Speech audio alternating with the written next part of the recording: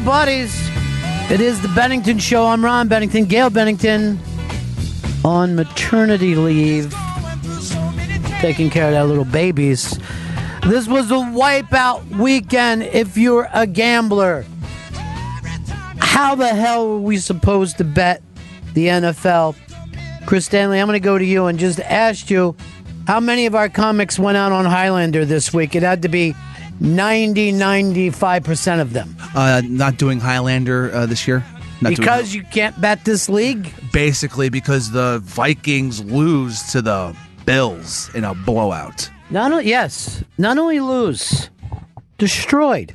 Now, here's the deal. I watched every single pregame show that there was. Every ESPN, Shine show, the something pregame show. I watched the NFL Network. Nobody picked this upset. As a matter of fact, they were doing jokes. The way to stay in your suicide league was to bet against Buffalo every single week. They are the new Browns. They could go 0-16. They took a team who a lot of people had predicted to not only make it to the Super Bowl, but win the Super Bowl. And they whipped the hell out of them. Now, here's the question I'm going to ask you guys.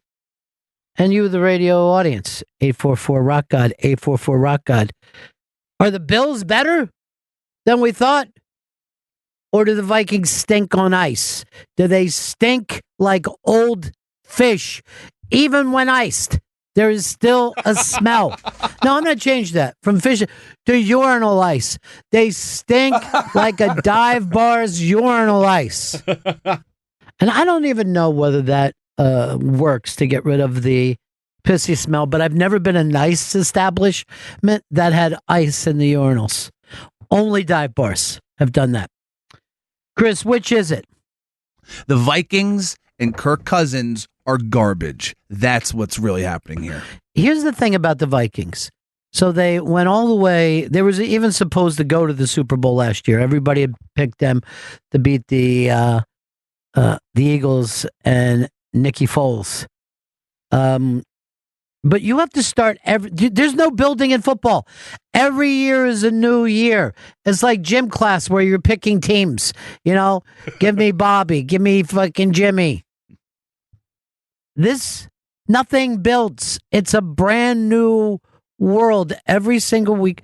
Right now, it looks like the Kansas City Chiefs are unstoppable. The greatest team in the history of football with the greatest fucking quarterback in the history of football, and nobody was talking about them before this year. Not one person. No one brought up Patrick Mahomes as getting 11 touchdowns in 3 games. I was on the phone with my bookie Sunday night, and I said to him, I'm paying you nothing. I go, this thing is fucking rigged. I go, if you want me to keep betting with you, you have to understand this. I cannot trust this league. I can't do it. Earl, I know what's your favorite sports story over the weekend. Tiger Woods, y'all. Tiger Woods is back. The way they were following him, it was like Mick Jagger suddenly. Mick Jagger in 1972 was a golfer. Were you excited? The cat is back. Is he, though? He has played. There was flashes. It was just a slow build with each match. He almost won a couple of majors. He was in the hunt. It was inevitable. Nobody is known outside the golf, in the world of golfing except for Tiger Woods. You know what I mean? He's the only person that mainstream America can mention anymore. And so everybody in that fucking organization is like, holy shit, we are back, baby. We're going to start and sell clubs again. No one has bought a new set of golf clubs, they said, in 5 years because they just stopped going. I know I haven't. Yeah. They've taken a lot of golf courses around America and they say, just have picnics here. You can have keggers, whatever you want to do. No one is going to bother you. No one's golfing here.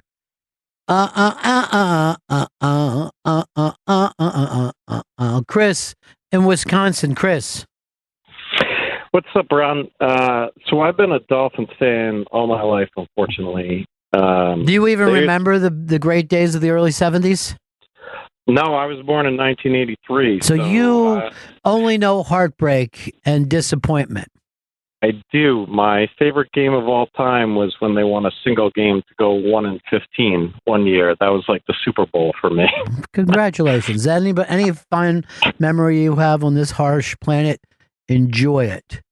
Now, your Dolphins are winning. You must be on top of the world right now. I am very excited, and I grew up in Connecticut. I'm only thanks I grew up around Jets fans, and I couldn't deal with them. Those and the Pats fans, but I don't think they're very good. No one's afraid of the Dolphins. There's only 4 teams that are 3-0.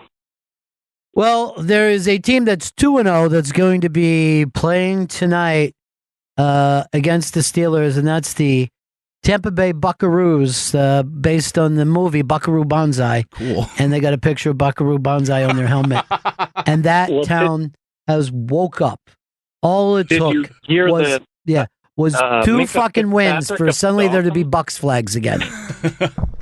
He tried to trademark the term Fitzmagic, and people are very upset with him that he's essentially trying to steal that away from Ryan Fitzpatrick. I guess he'd been doing it in college, and people are kind of pissed off that he wants I don't think that the Fitzmagic fucking trademark is going to be worth anything with either one of them. I think it's a ridiculous saying, and this one, of course, is only going to last a couple of weeks. Yeah. But they are enjoying it. Chris, you got to love seeing a guy with a giant fucking hipster beard quarterbacking. Oh, I love it so much. And every beginning of most seasons, Ryan Fitzmagic does very well, and then he falls apart at the end. Did you see when he came out and did the post game interview dressed up like McGregor? Yeah, with chains and like a giant watch.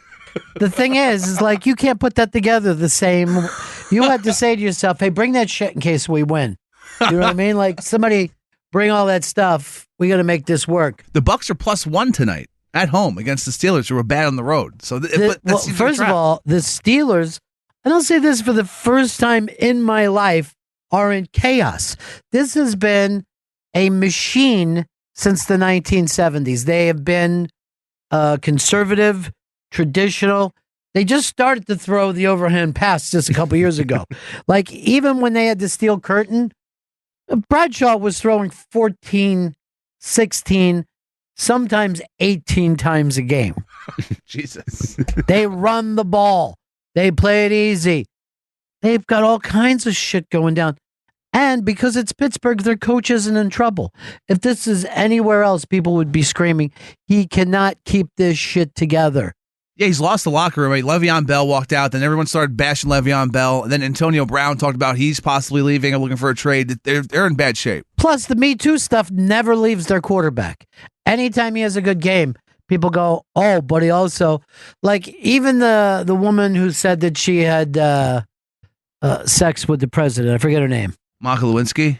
No, what fucking year is this, Chris? Stormy 1992? Stormy Daniels said he got a little... fresh with her, a little handsy. A little Russian hands and Roman fingers. So, I mean, they're in chaos right now. And here's how they could fix it. Logo on both sides of the helmet, okay? Symmetry. Bring balance to Be the a team. little fucking symmetric with what you're doing. 844 Rock God. 844 Rock God. Patrick in Virginia. Patrick. Ronnie B, Yeah. The Vikings were exposed for the pile of poo, steaming shit that they are last night. But I, too, am a Dolphins fan since 1966 when I was 6 years old and latched onto them. So I saw the winning years in the 70s. So even though they might not do shit this year, I'm thoroughly enjoying this 3-0 mark. Yeah, you gotta, like last year as an Eagles fan, I'm like, I don't see this. You know what I mean? Like, I never gave myself over. Even the last play of the Super Bowl, I'm like, this ends bad. I screamed at my family, this ends bad. And I turned the fucking channel. The thing with the Dolphins is that you just got to enjoy the moment, Ronnie. You got to. You know what I mean? It's a great ride when you're winning. Hey, it's funny how falling feels like flying just for a little while. No fucking smarter lyrics outside a pretend country song in history. You got to enjoy. If your parachute doesn't open, you got to still fucking enjoy the ride down. Yeah, it's going to end poorly, but that doesn't mean you can't see your house from there. You know. Here's our old buddy John in Virginia. What's up, John? What's up, guys? Ronnie Hill to the Redskins, and by the way, the Vikings stuck because of Kirk Cousins. Remember the Scotty Turkle? Huh? You're a Redskins fan, and you guys, even no matter how well he played, they've always hated Kirk Cousins. Yep, and you like that. That's all I had to say. That's why they stuck. Yeah. Because you like that. You said that yesterday. Oh, hey, Ronnie. Yeah. Let me ask you this. What about Tiger Woods? I'm going to change the subject. How about Tiger? Yeah, we brought him up. Oh, I didn't hear. Yeah, it was a very, very exciting moment. I don't know what it means, but I've never seen in years highlights where people were. And I'm gonna have to go all the way back here to say the last time I saw people following a golfer like that was Happy Madison. And that was a guy who could hit the long ball, but his fucking close game blew. But he was so much fun. I couldn't get enough of Happy Gilmore. Any of that great Subway sponsorship. Who would you like better? Happy Madison or Oscar Madison? Discuss. 844 Rock God, 844 Rock God. Ba-da-ba-ba-ba-ba. John in Kansas. John. Well, it's nice in Kansas City that we finally got our third Hall of Fame quarterback playing for us. He looks unbelievable. Yeah. He is so exciting to watch. You guys must be going ape shit right now. Oh, we're going crazy. It's so much fun. I just wish we had one defensive player. Yeah, well, that's the league. Like, if you have an offense, you don't have a defense. If you have a defense, you don't have an offense. We can't afford everything. So that's true. You know? So I'd rather be playing with just some wide open, crazy fucking offense. Anything could happen. But I will say this kid looks unbelievable. He's He so is exciting. the real deal. But, you know, who knows? Maybe he'll lose his ACL tomorrow. Maybe his ACL, he'll drop back. His ACL just spill right out on the field in front of everybody. Now, San Francisco, those people were so excited after last year. They did something radical and decided to go with Janine Garofalo. And everybody remembers her as the 90s it girl. She was so fucking cute. She's still doing amazing stand-up to this day. But I'm like, she's 4'11". She's 103 pounds. How is she going to hold up? Turns out I was right. I can't imagine what Dan Soder went through yesterday.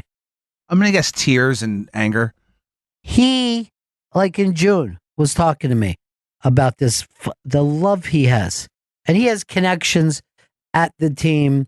So he's got, like, they believe him to be an absolute Hall of Famer. I mean, we are set for the next 10, 15 years. That's really crazy thinking. And all the 49ers fans forget that he had 3 wins last season against 3 teams that weren't. I thought it was 5 last season.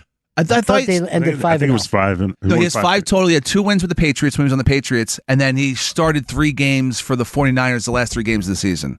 So he's like 5. He had 5 total starts going into this season. Earl, you remember differently than me, right? I know he won 5 straight. I just didn't know if it was 2 with the Pats or 2 with the Niners. All right, that would be really surprising to me. So, yes, everybody was so excited about him, Chris. And, you know, Dan Soder at the top of it all. Let's even check Soder's Twitter from yesterday to see if he hasn't maybe hung himself. Get a hold of Mike Vecchione and tell him to get a crowbar and bust into Soder's room, because this is horrific. If that boy is dead, just as Billions is ready to launch into their next season. I believe their 3rd or 4th season. I'm not seeing any tweets. That means he's dead. Oh, God. That means he's killed himself. What did you guys think about Pennsylvania yesterday? It was a good game coming back. I was calling for Foles the whole fucking time. I go, get this bum off the fucking fields and get me Sicky Nicky Foles. And then Foles actually texted me and goes, I really only enjoy playing during the playoffs. If it's not the playoffs, it's not for me. He's a clutch guy. He doesn't have time for this early season bullshit. The Colts actually pulled their quarterback for the last play because he doesn't have a good enough arm to throw a Hail Mary. That was another guy who was going to make all the Colts fans forget about Peyton Manning and Johnny Unitas. He was going to fucking go right past all of them, and he can't throw a Hail Mary pass. Yeah, because they made him fucking play injured for like a season and a half with a bad shoulder. Now they're pretty much saying, yeah. Look, and then when he was out, they said he's faking it. The owner was saying, I know he's faking. He goes, I might be fucked up on Oxy, but I know this little fucking prick is faking it. No, luck is shot. RG3's out of the fucking league. That was just a terrible class altogether. I'm done gambling with football, and I'm not paying off any of my debts. Good. I'm just fucking done that way. I don't think I'm done gambling, but I'm agree with you that I don't want to pay off any of my debts. Yeah. Also, the Patriots game last night against the terrible fucking Lions, and they got their shit kicked out of them. Well, the Patriots, we thought were not in the best fucking place this year. They've got a quarterback who is 104 years old. They have no idea how to play defense. None. I saw 3 of the guys on their defense are also doing marching band at halftime. All right. That's not a commitment to this ball club. It's just stupid. Ba, ba, ba, ba. Eric in Indianapolis. Eric. Ronnie, a few weeks before the football season started, I had a buddy come to me and say, hey, I'm running some book. Do you have any players that might be interested? I said, yes, I got involved, and I have never in my life seen a bloodbath like this. It's been wonderful. Unbelievable. Everything that could go wrong for the bettors has, the wrong unders, the wrong overs, the favorites lose. It's been a beautiful thing, my friend. Yeah. My bookie said that he's going to show up at the Newtown Theater and try to fucking get me there. I said, good fucking chance. Oh, that's Saturday, October 6th. Ron will be performing at the Newtown Theater in Newtown, Pennsylvania. Go to thenewtowntheater.com for tickets. Finally coming home to Newtown. Did you miss it? It feels so... Tell you the truth, I haven't. Because I left behind 2 families there. Oh, God. And once I leave a family, I do not pay up. I'm the same way I am with my gambling debts. I go, I'm not even seeing those kids. What do I care what kind of pants they're wearing or whether they ate or not? That's your fucking business. I go, if you were smart, you'd be like me. Get the fuck out of there. Give them over to the state. It's foster homes for a reason. Yeah, it's still called foster homes. I think so. Halfway All right, house? let's do this. Foster Holmes or Foster Brooks? Take some time to decide. 844 Rock God. 844 Rock God. That's the phone number if you want to be heard on the Bennington Show. I actually tweeted, Chris and I have something going on, the big Ricky Gervais show on Wednesday. And so I said to Chris, I said, call me. And then he writes back, call me. And I go, what the fuck? When you call me? And he goes, no, my phone did that on its own. So now there's Android. I have a Samsung Android phone. They updated their messaging software. So now when I get text messages, occasionally it'll give me options with different phrases that I can press so I don't have to type. So it's reading all my texts and studying how I talk. And now it's changing the way it gives up like the instant pop-up messages. So it said call me. I hit call me because I thought I was going to call. You're lucky I know you. I know. But I'd be like, fuck you if I didn't know you that well. You know what I mean? I felt terrible. Like, holy shit, that was a really shitty thing to send. All no, right. you called me. Jeremy Stearns says this to us. Dan Soder is not even on Twitter. That's something that fucking Chris made up. And then I look at the Dan Soder Twitter account with a blue check Diane mark. B wrote this. Chris needs to slow down. I keep hearing him say funny Niners. 49ers. The 49ers are coming up. These guys are hilarious Niners. It feels like flying, even for a little while. It's a terrible organization. People are saying that Dan Soder said he never tweets nor reads Twitter. I bet he's lying. I bet he has a secret Twitter account. It's probably a 49ers fan Twitter page. Funny Niners? What do you mean by that? What do you mean by funny Niners? 49ers. All right, here's one we got talking about because and this is up on the iBank today. Everybody erupted in this country when people said Maroon 5 was going to be the big band for the Super Bowl show this year. And people brought up on our stage, what about the Foo Fighters? What about the Foo Fighters? The Foo Fighters said over the weekend, they've been trying to get on the Super Bowl show for years. They're in discussions, and then they find out when they read on, Variety or something, that Katy Perry gets it. That's such bullshit. They've been wanting to do this show for 5 to 7 years. Now, look, this is a band who knows how to fucking rock stadiums. They play stadium shows. They also know what it's like to bring a guest on and kick ass, put that guest over. Dave Grohl is part of this band. He knows what he's doing. Yes, Dave Grohl is the band, if you want to be totally honest. If Dave Grohl come out with fucking 3 other guys and said, we're still the Foo Fighters, we go, we know. And they brought out amazing guest stars. They brought out McCartney. They brought out Jimmy Page. Paul McCartney? Paul McCartney. All right, here's a fucking little known fact. He's the one from the Beatles. I did not know that. Wow. But it's a very good point. I don't give a shit who you want to bring out there. The Foo Fighters would be able to play. What is going on with the NFL, which I'm now calling the No Foo League? Why won't they fucking... Because, you know why? And I tell you why. Because rock is dead. You know who they are in talks with? Cardi B, to bring her on to the Super Bowl halftime show. And she's being difficult because I read this, that she will only be on the halftime show if she does a song with Maroon 5 and then gets time to do her own song on a separate stage. I have no problem with that. Because she got bloody shoes. Hope she does that. Now, here's the thing about Cardi B. She's more famous for herself than she is her music. The Foo Fighters are famous for their music. Yeah, they're on my way back home and I learned to fly. Yeah. Tenacious D was in that. Yeah, and they've been a consistently great band for 25 years. Rock is dead. Let me tell you something. Now, Chris, would you say that jazz is dead? I would say jazz is dead. And yet, every time I'm down at the Underground, there's a long line to get in the fucking Blue Note.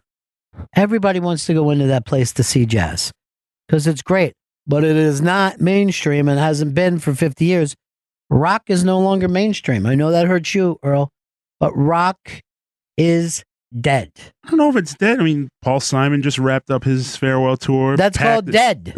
and elderly people were there. You know what I mean? Like the same people that, just like Sinatra, at the end of his career, he could fill up with old gray bald people, but nobody that was current was interested. Rock is dead. We handed over the fucking rock torch to this generation of millennials, and they shoved it up our asses. I strongly disagree about that. Give me a major fucking new rock band. New rock band. That's all you need to say. If I would have said that to you in 1978, you'd go rolling off a fucking 2-hour rant at me to prove me wrong. But you just went, look where you work at night, the Hard Rock. Yes. That place is a fucking rock museum. It's looking back at rock. I think it celebrates it and it embraces it. It embraces the past the way a museum will embrace the past. You can go to a Civil War museum, but there ain't a fucking Civil War going on right now. I'm sorry. The fucking, the Johnny Rebs are done. Over. I'm as disappointed as you are, Earl. But these new kids, and I'll say this, hip-hop is close to being dead. Well, hip-hop has become just like pop music. Thank you. Like it really has. And that started, I'd say, in the early 2000s. And now it is truly just pop music. Like Drake is a pop star. He's not like an R&B singer or a rapper. Thank you. Kanye's a fucking pop star. It is pop music for singers that cannot sing. Yeah, they just auto-tune it. And they got me on my cell phone. You call that singing, Earl? You're saying that's rock? Oh, that's I don't know what. The fact that you can't name a major rock band. I'm just right on top of my head. The Killers is still a great band. What year is that? That was a long time ago. I know it's a long That's time, fucking. but they're great. That'd be like in the 80s, somebody bringing up the Animals. That's not mainstream. They're not putting out music people want to fucking hear. It's not me, Earl. I'm with you. I'm with you, but I'm saying for us to move forward, we have to accept. And I just think with the NFL, I think they're trying to go for whatever demographic they're trying to go for. They're trying to. I know mainstream. They want to go. They definitely want to go younger. Yes, but they are looking for a mainstream thing, something that everybody likes. And quite frankly, you get outside of Pete Davidson's girlfriend, there's not a lot of mainstream. The Ariana Grandes, the Katy Perry. I mean, frankly, from the pop side, I would have picked Pink. Pink would have been a good choice. Again, Pink has been around for 18 fucking years. I mean, if you're the NFL, you want Cardi B more than you want Pink. If you want to appeal to young people. I don't know what kind of shoes Pink wears. Hold on. Ethan's going to explain everything to you guys because he's fucking connected. You're not. Ethan in Virginia. Yeah, what's going on, Ron? Yeah, I've got it all figured out, man. I'm in the loop. I think it's because for the halftime show, they're just trying to get all those young views. They're trying to get different views from the views they're getting during all the football the game. young two different audiences. No, you are correct.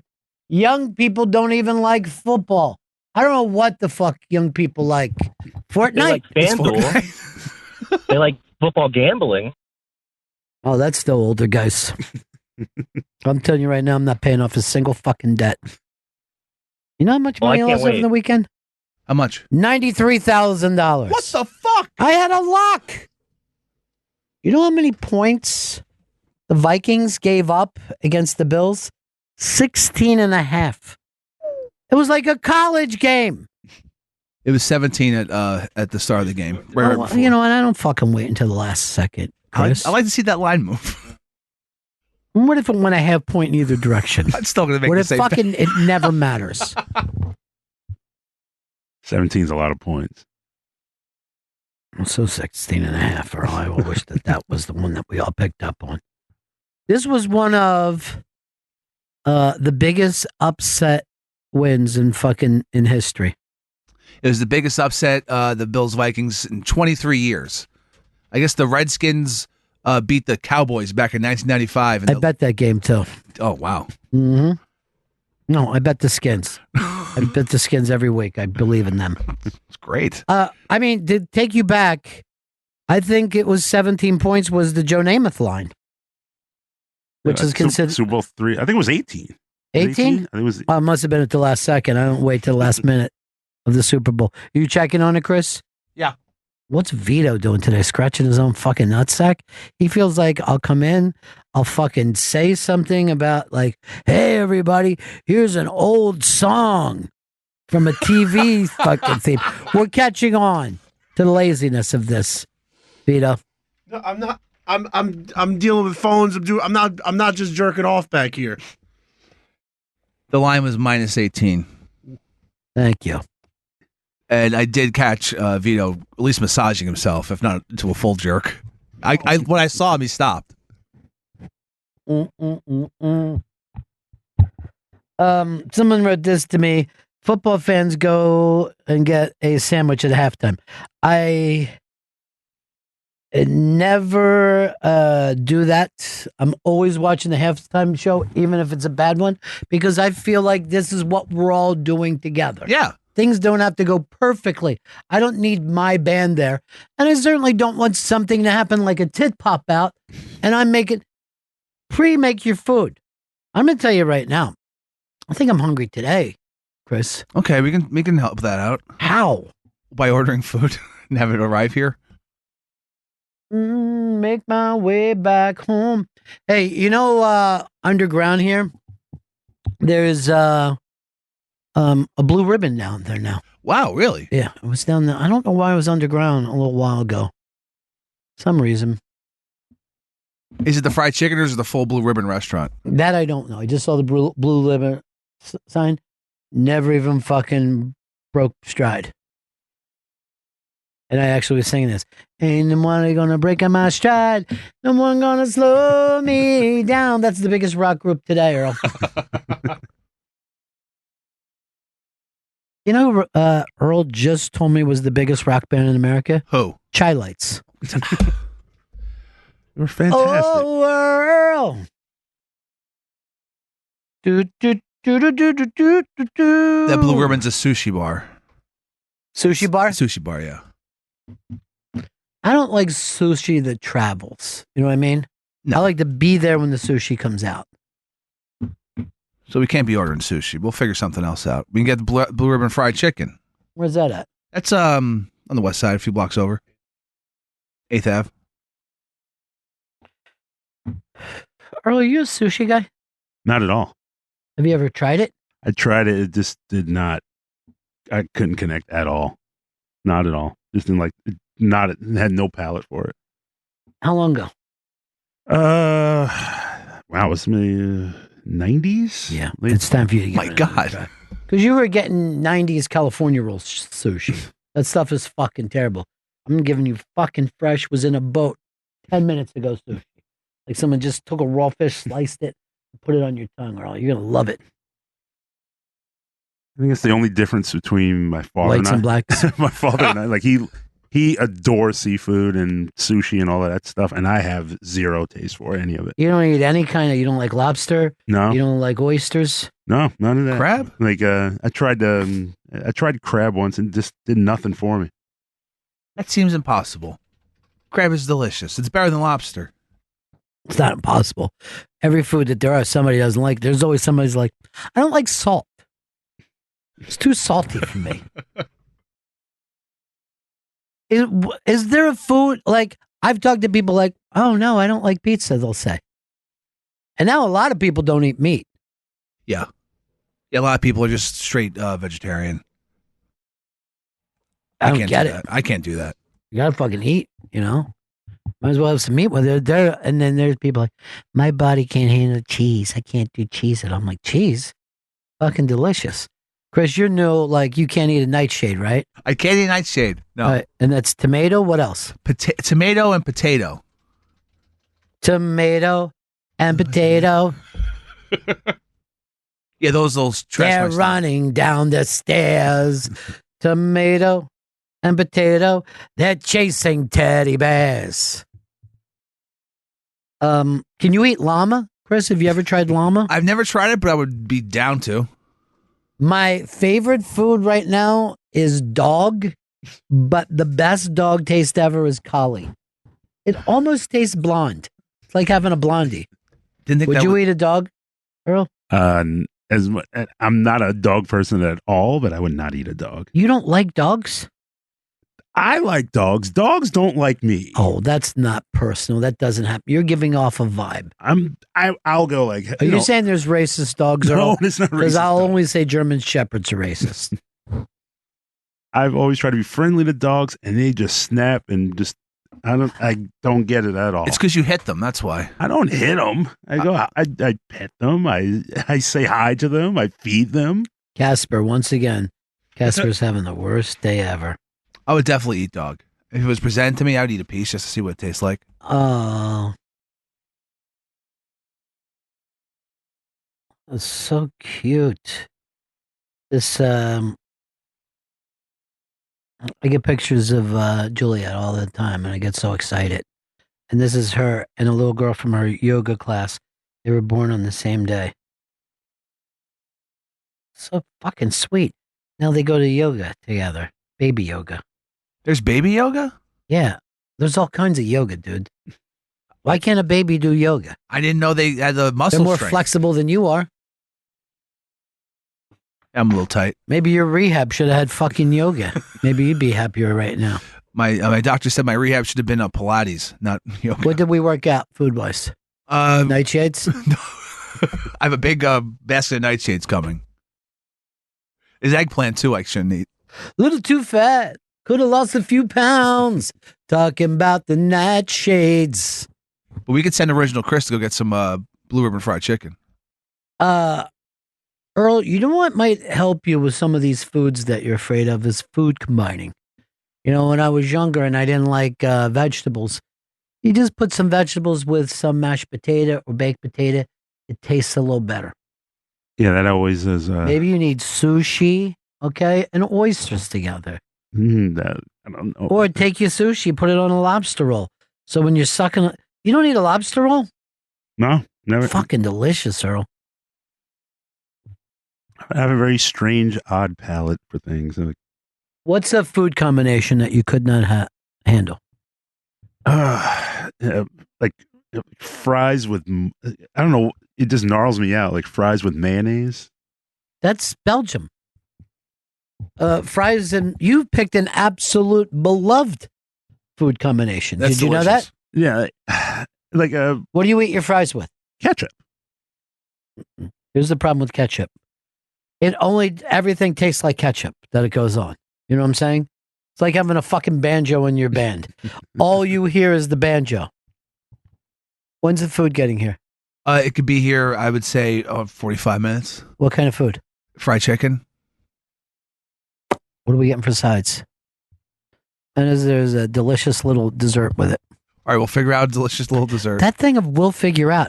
Figure it out. I want your mind to work as fast as Google. You know what I mean? I want that thing to just happen. I expect a full meal to get here in 8 minutes. Chris. I can't make that happen unless I go to the vending machine. You got to believe in yourself. All right. I will make that happen. I will make that happen. Did you break into my bourbon yet? No, your bourbon is safe. I'm treating that bourbon as just a way to taunt you and no other reason. It just looks so good. Don't you agree that these Belgian frites and all with the mayonnaise are fucking delicious? I love it. That would be the thing I prefer to dip a French fry in. That's a great food combination. Now, I will tell this to you. The only time I have that is when I'm just having fries and nothing else. Because they'll sell it down in the village. And people are like, do you want fries? I go, yeah, let's get the Belgian fries. But I don't just want, I never went in McDonald's in my life and said, just give me fries. I think that's something a fucking lunatic would do.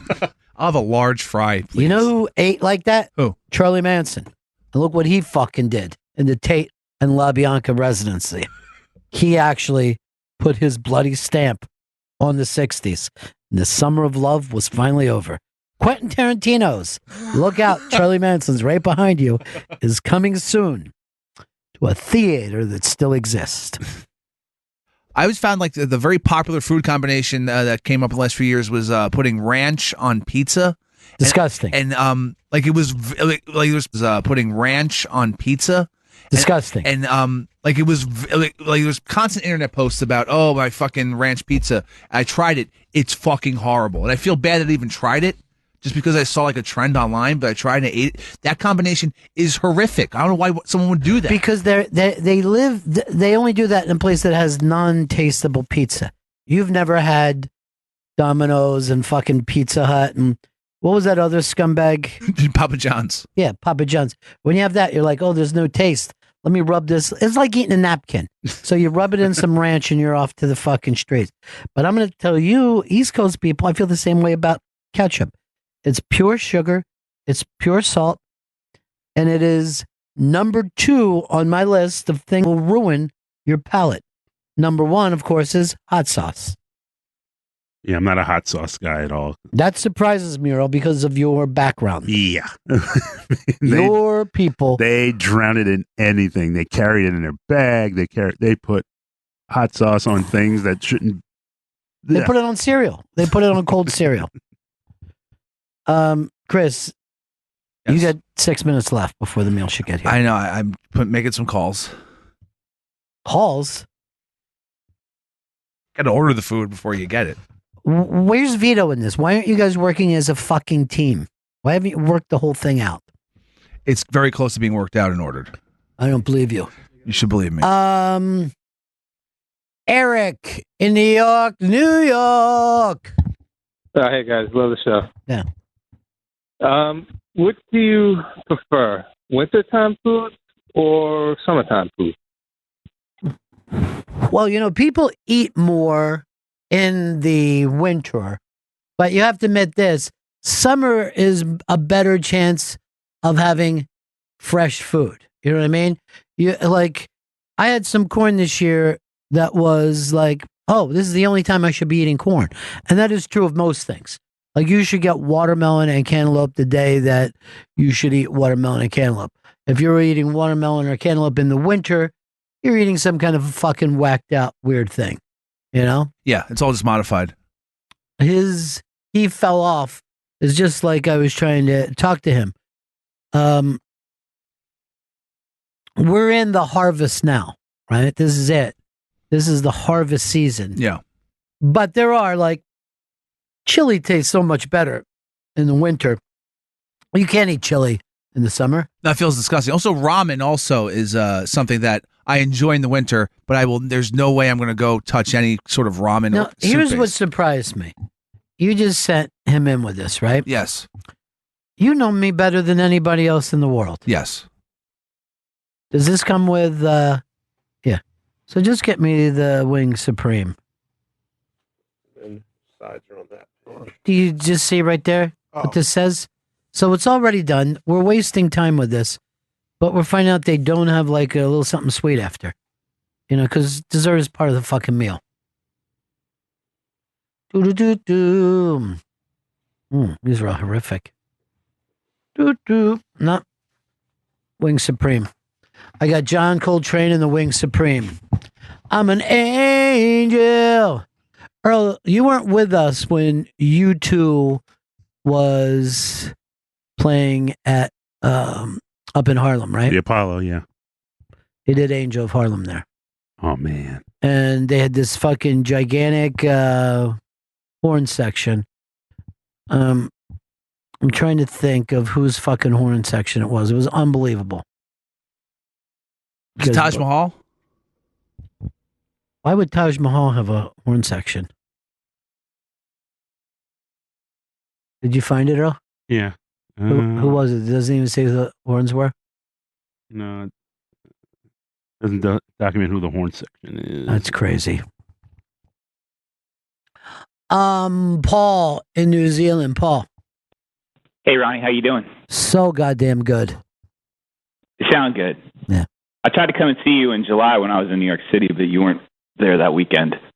Dude, I got to tell you, I am at the Cellar tonight. I'm going to get the lineup of the people in this show. But if I wasn't in this show, I would still want to go see this show. Anyway, I'm going to put the full lineup to you in just a second. What did you want to talk about, Paul? I was curious if you caught any of the golf yesterday. I did I know you're not a golfer and you hate it. But I saw everybody following Tiger, and I saw how exciting, and I was actually excited for golf itself. It was a lot of fun. A little nostalgia. Yeah. All right. Yeah, and they said that he kind of, well, I don't know if the ratings are out, but that he disrupted a lot of the football. I'm sure people were turning over. I wasn't part of that, but I'm sure people were.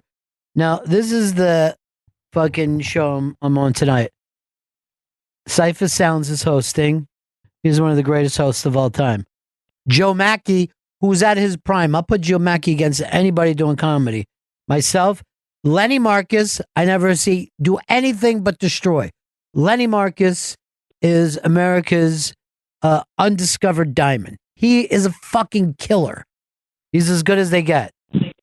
Gary Goldman, after that, and Jess Curson, these are two of the best comedians working today.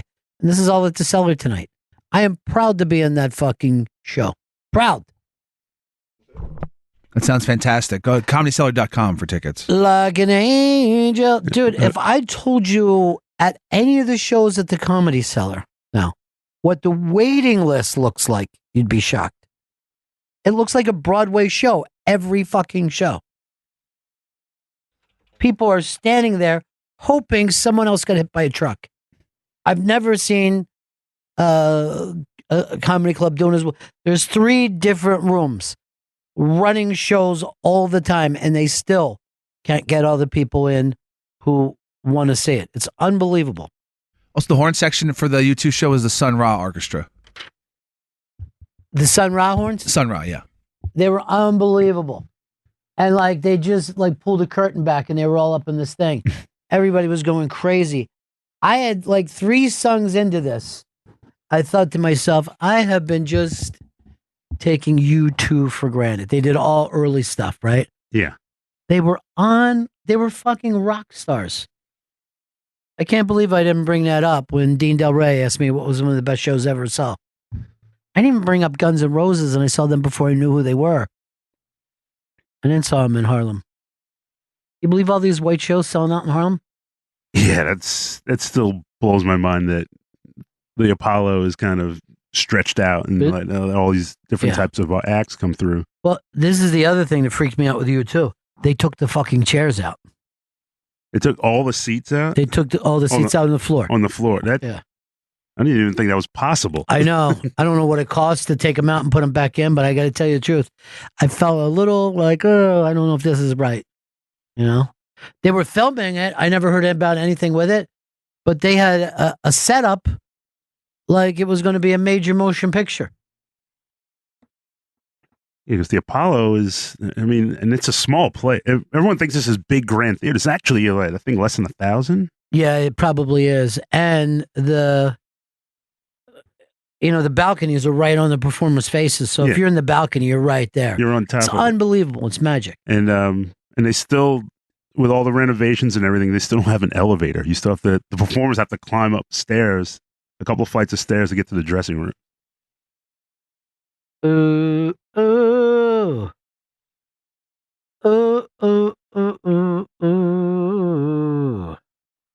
so fucking strong. Why do they call it the Sunrise like orchestra instead of orchestra? What is that even supposed to mean? I think because I know he always was convinced he was from another planet. Me too. I'm convinced he's from another planet. Kyle in California. What's up, Grandpa Ronnie B? How you doing, buddy? Really, really good, man. Hey, so I just worked a festival last weekend with the Foo Fighters out here in San Diego, and they kicked ass, dude. Yeah, they're unbelievable. They're a great, great live band. They're but real. I think the reason that they have a hard time with the Super Bowl is like they're a hit parade, but it's still just a couple guitars, bass, and drums. And then you look at the halftime show; it's all lip sync, it's all tracks and choreographed dancing, and the music kind of comes after all that. And I don't know if the Foo Fighters would be able to pull that off. I think they might have fun with it and just fucking come out and, They do great. Be shooting off fireworks and dancing. And I think they should do that. But it is a true fact. People expect a visual thing. But the best Super Bowl halftime shows were, to me, Prince did the all-time greatest one, and there was no flares and whistles around. It was a straight rock By show. the way, you could leave it there. That was the greatest it was one of the greatest shows I ever saw in my life. When he was playing Purple Rain in the rain, it was going fucking nuts. Bring Prince back. That's what I say. Hologram Prince. Oh, God, no. Those holograms scare me, man. They fucking scare me because I feel like, what more do you want to be a ghost than a fucking hologram?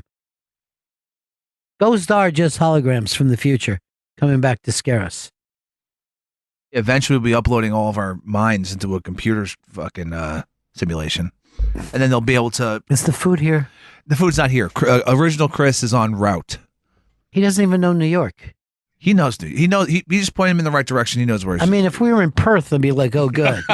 I fucking know he'll be right back.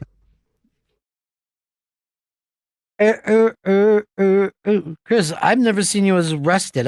Did you have a calm weekend? Very calm weekend. Yes. You don't understand. You look like a human being today. I'm completely freaked out. Thank you. I think that's a compliment. If you 3 were in the water, you, Vito, and Earl were in the water drowning. Yeah. Who do you think I would try to save? I would think you'd try to save me. Let me ask Vito now. Here he comes. I think you try to save Earl. You've known him the longest. Earl, who do you think? I'm gonna go Chris. One of you is correct. And first of all, I'll say this. You're all correct by not picking Vito. The answer is the three of you were in, let's say, the East River. Floodwaters. Okay. I'm going to try to throw my rope to Earl to save him. And the reason why? Why? I'm pretty sure neither one of you is going to sink. I'm pretty sure you'll be bobbing around like a fucking beach ball, and you'll be fine. Earl's going to go down so fucking fast, it's unbelievable. He has 0% body weight. That is a problem. And I was able to float my way back to shore when I passed out drunk in the ocean. Have we put up anything on Instagram today? We have not. Let's put up an Instagram. You three guys, your pants down, erections, all touching tips. What? No. And dude, you don't want to do this? No. You haven't even heard the whole thing. Three of you, your pants are down, your erections are touching, and I just read underneath it, whose pre-cum do you think that is? Do we have to get each other hard? You're fucking homophobic, girl. No, just I have a thing with pre-cum. I've seen your penis, Earl. It's fine. I'm quite enamored with it, but I don't know. Sounds like somebody doesn't want to be in the pre-com crew that I'm hoping to make into the Noah's boy band. PCU. I say this. I want you guys to be a boy band for older people. That's what I'm selling on Shark Tank. So, Sharks, who wants to get on the AARP money train and get the world's oldest boy band? We're interracial. That's important. Earl, can you swim? No. All right. And neither can Chris. Vito swims like a fucking blowfish. I'm an amazing swimmer. Yeah. Vito was up to play Aquaman and had passed every single test that they had except for Speedo. They thought the reason that they didn't want to pick him was for Speedo purposes anyway. Earl, you could never be Aquaman because you don't eat fish. And Aquaman, you know how he can talk to the animals? The main thing that he would say is, swim in here. He just have his mouth open. What do you think he eats? Kelp? Yeah, he has to eat mostly kelp or like sea cucumbers. You don't think that he would eat shrimp? I don't think so. I think because he has. I don't know much about Aquaman, but I'm gonna guess he has this connection to like all the fucking fish that he's talking to all the time. He's not gonna want to eat them. They showed him of him riding a seahorse, right? One time? Yeah. I've never seen a seahorse that was bigger than like 2 inches.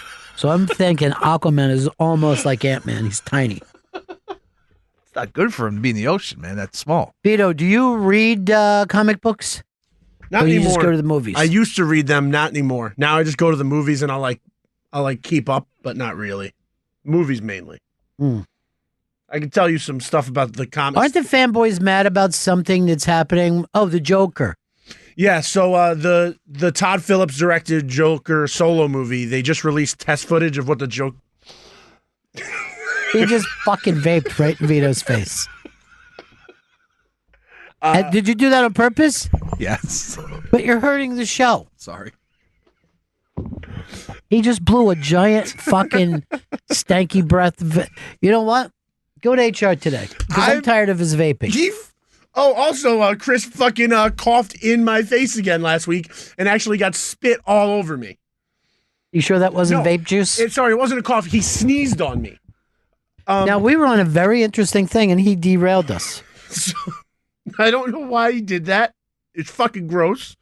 So Todd Phillips, Joker movie, Joaquin Phoenix is playing the Joker, and they released test footage of him in the Joker makeup. And it's not the typical Joker thing we're used to. There isn't one. It's not the white face with the big red lips and the green hair. That's like the typical Joker. It's like But why does anyone care? They're going to make Joker movies all the time, and each Joker movie is going to be the one that people of that time. And I think there's 2 Joker movies coming out. I think there's one that's going to be Harley Quinn in the Joker, and then there's this Joker movie. Wait, I thought she was something else. Jokette or something. No, it's Harley Quinn and the Joker. Like, he's going to be in that one. Who's going to be that Joker? I think that's going to still be Jared Leto. Jared Leto should turn his name into Jared Leto.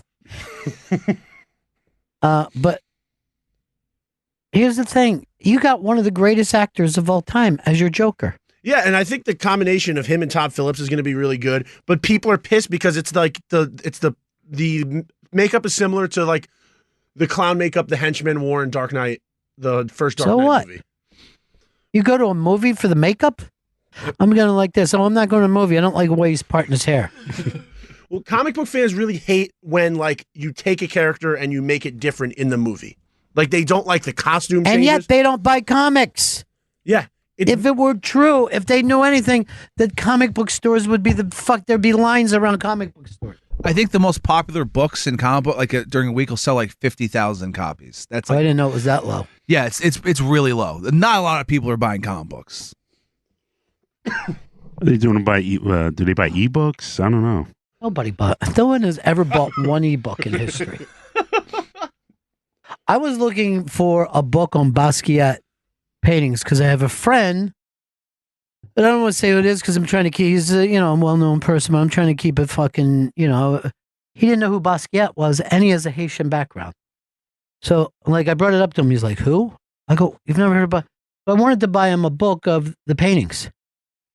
Do you know that some of these books are like $1,800? So I can't go into. I can't find a bookstore that has books of paintings. Remember so I don't want to buy it online because I haven't seen the book yet. But remember they used to have that place that you could buy like specialty art books on 57th? Rizzoli. Gone. Yeah. I think they moved. There's one downtown now. I don't go downtown, Earl. No, Midtown. I'm an uptown girl. Recently I've talked to like 3 or 4 young people who said that they live in Midtown. I go, what? Under a desk? A couple, at least one girl I was seeing on Banging? Tinder. Yeah, she gave me oral sex and then I left. She was living in Did you Midtown. give as well as receive? I only received. That's disgusting. That's misogynistic. But yeah, she was like, "Yeah, I moved to New York. I wanted to live in Midtown because it's right here in front of everything, in the middle of everything." I'm like, no, this is a terrible idea, lady. I never met anyone who. Where is these places to live? Well, a lot now they call Hell's Kitchen Midtown. No, that's bullshit. Never called that. But that's what Hell's Kitchen. Because now, like, you'll say, "Where do you live in Midtown?" and they'll say like 54th and 8th. Oh, they're afraid to say Hell's Kitchen So because they think it's bad. Yeah, so they just say, "I live in Midtown," and you're like, 54th and 8th isn't Midtown. Then the Westies should come and cut their bodies up and put them all over town. That's what the Westies are known for. Not just killing people, but they would chop them up and put their body, like the foot at one place and the other. And they were like, "Oh, that'll freak people out and they won't fuck with us." Just killing them is enough. Killing them is enough. I'll be like, I don't mind being killed, but I don't want a piece of my body just all over the fucking neighborhood. If anything, the cops should have been mad at them. Like, I don't want to be walking around. Just fucking leave the body on the street. Don't have me looking around to see if there's one in a planter. I'm not doing some kind of, what will you call those things? Like, you got to run around and find a bunch of stuff. Scavenger hunt. Thank you. You know how many scavenger hunts I've been in my life, Earl? 0. I'm not running around town to try to find blue yarn. They call it something different now. They call it geocaching, where it's like they give you like the longitude, and you have to find. Did you say longitude? Longitude, yeah. What the fuck is wrong with you? Why would you say something that's stupid? It's not longitude. Longitude, you dumb fuck. Longitude.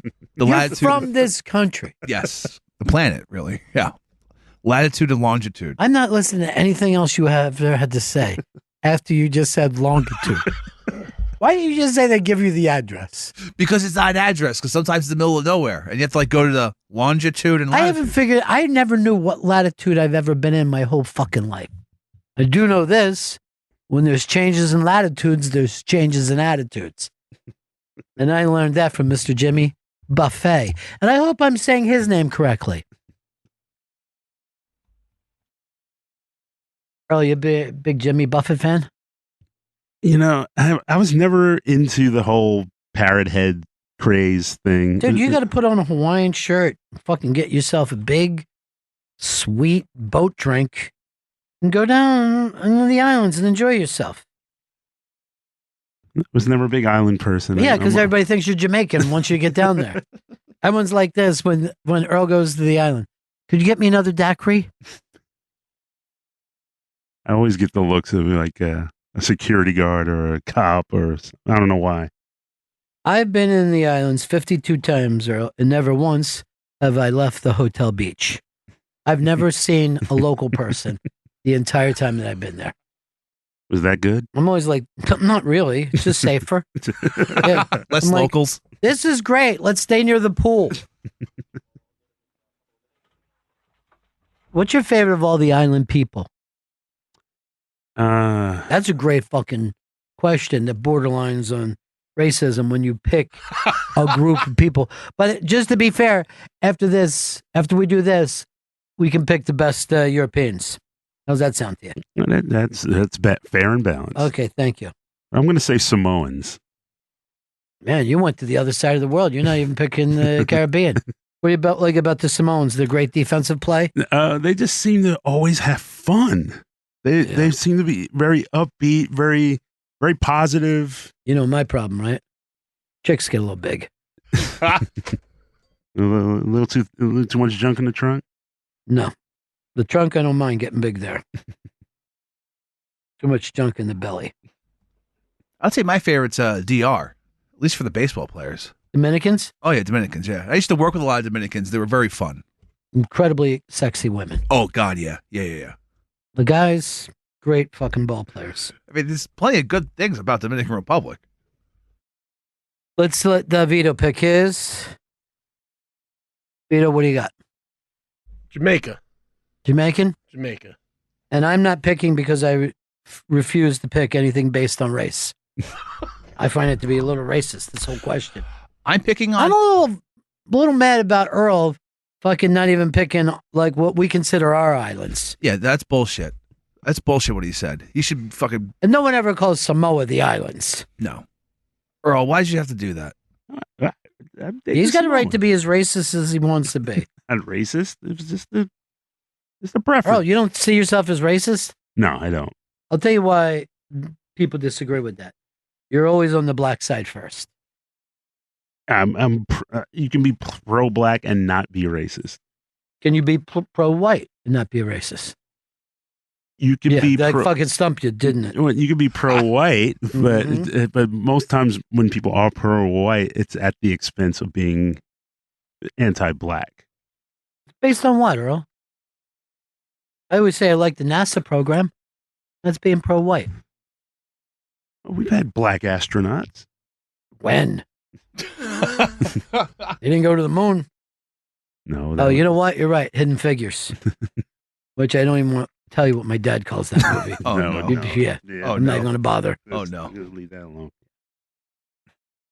Do you think a black person can be racist? I've seen plenty of self-hating black people. No, I don't mean self-hating. Oh, man. I thought that was our food. I saw a guy with a bag. It's en route. Back here. Original Chris. Original Chris.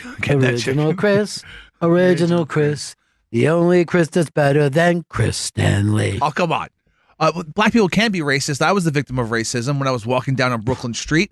An older black lady was walking by me, and she says, where only I could hear, "Fat white motherfucker," as I'm walking by. I wouldn't call her racist. You know what I would call her? What? Observant. There's no reason to say white. If she just said fat motherfucker, then okay, that's fine. All right? Okay, yes, I have a weight problem, and she's a fat shamer, sure. But she had to say fat white motherfucker, like real angry. Well, you know what makes you racist? You're doing an impression of her voice. No, that doesn't make me racist. Because I've never seen you do an impression of a white person's voice. And when did she yell this? 1974? That's how she sounded. That's what she said. And I felt terrible. I might take it upon myself to clean up racism, Earl. Would you love that? You can do it, Ron. I would love to. And then I was a victim of racism again when I walked past an older black woman into a bodega store, and then a Hispanic man said, "They think they rule the world, don't they? They think they rule the world." They meaning white people. If And no, you knew how far you are from even running your own life.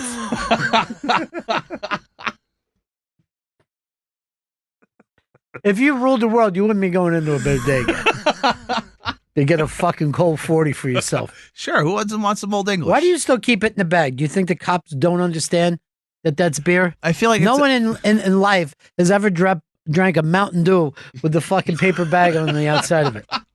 Yeah, my dad would always drink Tall Boys in a brown paper bag. I'm like, yeah, it's fine this way. Yeah, but at Thanksgiving? It's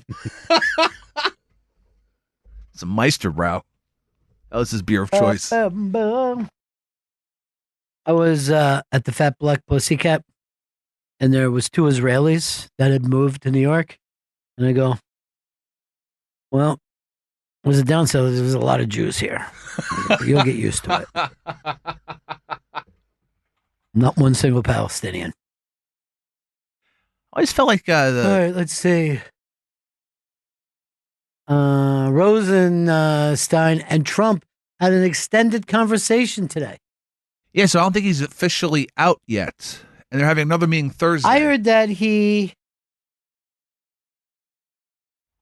went to John Kelly and quit. Oh, now they're saying, that he went to John Kelly and quit.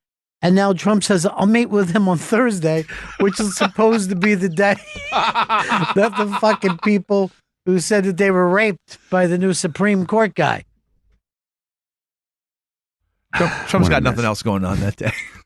I think he just wants to formally fire him because he likes firing people.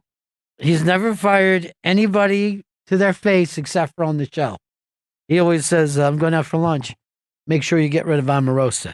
And I remember her tape where he's like, Omarosa, what happened? I just saw the paper today. You're out? Oh, Jesus. Yeah, he just blamed it on fucking Kelly. I'm that way. I've never fired a single person. Isn't that weird? Very weird. I just make their lives so uncomfortable that they're like, I got to get the fuck out of here.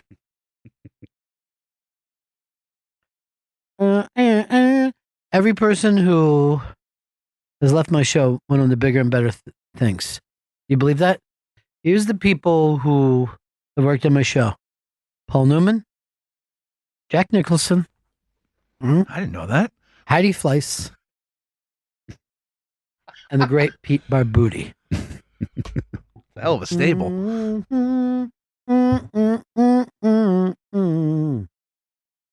Trump said, we want to have transparency with Rosenstein.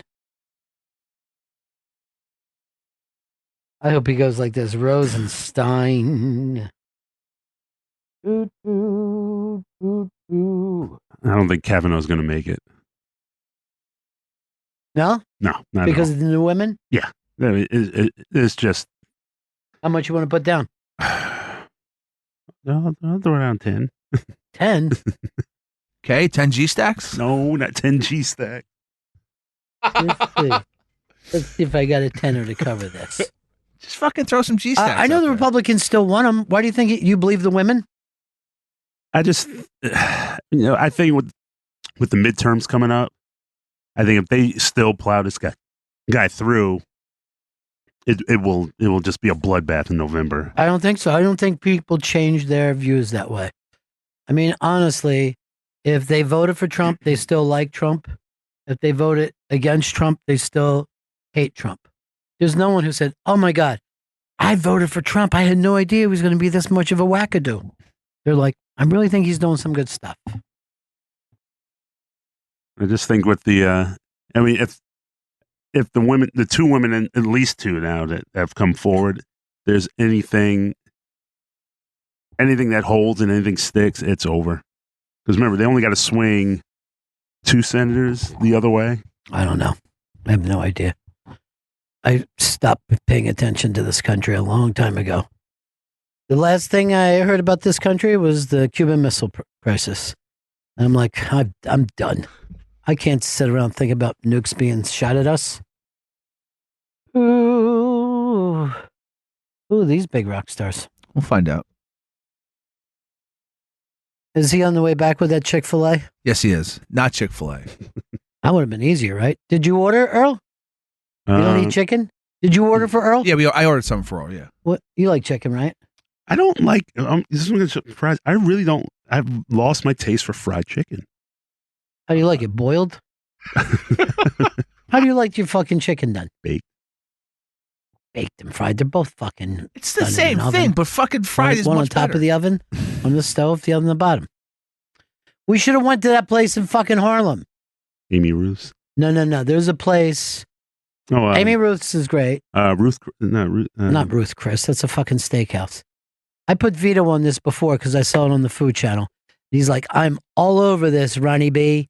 He's like this, Ronnie B, you're going to be like a bee on top of a flower. Was it the Red Rooster? No. Vito, what was the name of that place that you lied to me and said you were getting the chicken from? Charles Fried Chicken. This is like just a regular street place. And this guy hand fries in a pan, not deep fried, hand fries all fucking day. He says he makes 800 pieces of chicken a day. And then on the weekends, 3,000. Oh, God damn. If I make 10 fucking pieces of chicken fried, I go like this. I can't stand my life anymore. All the heat and the grease. Yeah, it's fucking, believe me, I'm not going to prepare food for others. I found love on a two-way street. Ba, ba, ba. McDonald speaks as second Kavanaugh accuser comes forward. And Kavanaugh said this, I'm starting to feel like all you, he said this, it's a smear campaign that has hit a new low. How do you know, dude? How do any of us know what happened? It may be a smear campaign, or maybe he stuck his dick in someone's face. But here's the only thing that bothers me about judges, and I'll say this about military people. Like generals, they'll tell the privates everything. Oh, there's an honor code. There's an honor code. Then you find out that the general's been lying. The same exact thing will happen with the Supreme Court. If a Supreme Court judge lies, then I'm like, why do we even have a judiciary system? And I'll say the same thing about the Catholics with the Pope or Baptists with the minister. They're always telling people what not to do. And then they're out fucking snorting coke and banging fucking people and just having the time of their lives. It's the carniness of it more than anything else. You never see a judge go like this. Well, I used to sell a lot of coke myself, so I know what it's like to want to get some of that fast cash coming your way. You know, I like big fucking stacks. But now I straighten my life out. They never once said that. No. Are you telling me there's no judge that ever fucking rolled up that C-note, went down to that fucking plate, and played fucking abracadabra with a couple of big fat rails? I refuse to believe that. Drank too much, screwed around too much. Yeah, live the life. Live the fucking life. That's why I really like, what is our whole prison system anyway? These people are going to get out. We should only be trying to rehab people. That's it. Like, how can we make you a better person so you don't come out of here again fucking trying to hurt people? Well, they show you ever see that movie, The 13th, on Netflix? I plan on seeing it on the 13th. What happens, Earl? Now they find out that, remember the joke was always that they make license plates? They make everything now. They make clothing. They make, I think it was like everything from license plates to Little League uniforms. And they don't make any money from it. So you're saying that it's just a sweatshop? It's basically a glorified sweatshop. They make, I think it was like $1 glorified? a day. You feel like it's glorified to be in prison? Come on, Earl. I'm not saying prison's a happy place, but you don't want to have, you don't want to do skilled labor for no money either. Well, it's better than sitting in your fucking cell all day. If I was like in prison, I would be in my cell and I would be just like raking my metal cup back and forth. And when the guard came, what is it? I'd go like this. Excuse me, but I'm having an argument. Isn't cell short for cellular? And then if they wouldn't answer me, I'd try to get all the guys to be lighting toilet paper and throwing it and chanting, "Isn't cell short for cellular? Isn't cell short for cellular?" Look, no. I'm finally fucking answering you guys. Obviously, it's not short for cellular. It was called a cell long before cellular phones. Now stop it. I found love on a two-way. Are you saying you're not eating this today, Earl? Oh, just eat some chicken. Yeah. Just eat it. I'll have a small piece and dabble at sides. That's sad. You gotta live a little, Earl. I've been all right so far. All right, somebody sent me a thing for a book, but I'm going to tell you it's a little more than I want to spend. But I might do it anyway. It's very generous of you. It's also had someone write to me and say, and this thing is out, of course, Chris. But somebody also wrote to me and said that rehabbing prisoners is simply brainwashing. Sometimes maybe your brain needs a good scrubbing. That's what I say. Yeah, because if the guys in prison were doing something fucked up, then you would probably need good brainwashing. And how's school not brainwashing? Do you think I really believe that 2 + 2 = 4? No. You can't prove it. And yet I just write it down just so I'm not in another argument with people. Is that like indoctrination? What was the first day you hated school?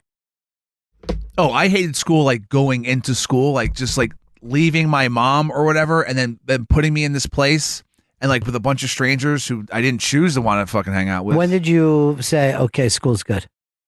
I don't think I ever did. I always was like annoyed with being there. Even college, you're like, I wish I was with my mom right now. No. College was like, all right, I'm getting out of the house, meet some new people. That's sad for your mom, I bet. Was she sad when you went away? She was so terribly sad, and I think back to that, like, oh man, I shouldn't have left. I shouldn't have left. I shouldn't have gone to school. My home life was too fucked up. Like I wouldn't leave now if I had the same mindset now. But I did at the time. It was very tumultuous. You feel like you let your mom down?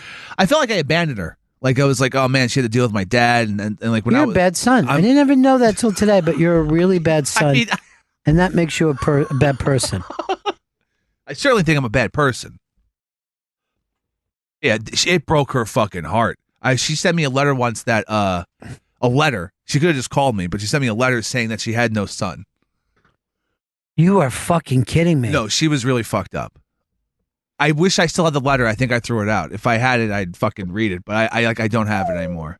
Wow. Yeah, I have never been in that kind of situation. I mean, I love my parents, so I never had that. I loved her as well. I love my parents, and I kept them alive. Yeah. But why did she tell you that she has no son?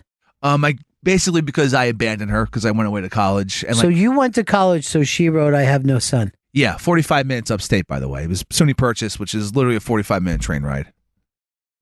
It takes longer to get here from Brooklyn. Wow. It was fucking intense, man. What did you not care? No, then I tried calling her. Then I think I took the train and went down to see her. Why didn't you just send her a letter back? That probably would have been the smarter move. So she said, you went on to college, so I have no son. Yeah, because I abandoned her and at home with. I guess that's what most people feel like when their children go on to get a higher education. I guess I disown you. It's a fucking. She probably didn't believe you when you said college. She probably thought you were just going upstate to jail. Wow, that's fucking heavy. Yeah, it was very traumatizing, I guess you could say. It was fucking like I got the letter. I'm like, what the fuck is this? And then I started reading through the letter. It was Did you cry? I was I don't think I cried. I was extremely upset. I was fucking freaked out. I was like, what the fuck is this shit? What? And I'm going through the letter. You know what I think happened? I think your mom was in love with you. That's weird. Maybe. And then after the accident, when she like broke both her legs and she was just stuck in a wheelchair and I was just taking care of her by myself and interning and going to work and all this shit. Like she got very pissed if I like was a way to go see my girlfriend at the time, and then she like didn't like my girlfriend because she was taking. She was right about your girlfriend. But yeah, she was ultimately correct. Yes. Now, here's the thing. You know who else got? I only know one other person that got a letter that said, "I have no son," and that was Bruce Jenner's mom. But then she puts ... But I have a daughter that I love more than life. I didn't get that. I just got the you have no son. All right, I have no son. If you were, let's say, working at the airport or somewhere where you have to check ID, and if it was Caitlyn Jenner, would you do this? Hey, are you related to Bruce Jenner? Yes, he's my me. He's my younger me. You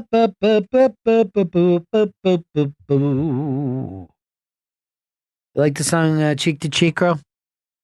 Yeah, it's always one of my favorite old school songs. You love Fred? Who's your favorite on-screen dancer, Earl? Let's get that. Let's get to the bottom of that. It's actually a duo, Nichols Brothers.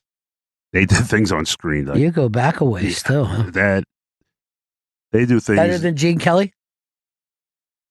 Yeah, I would say absolutely better than Gene Kelly, better than all of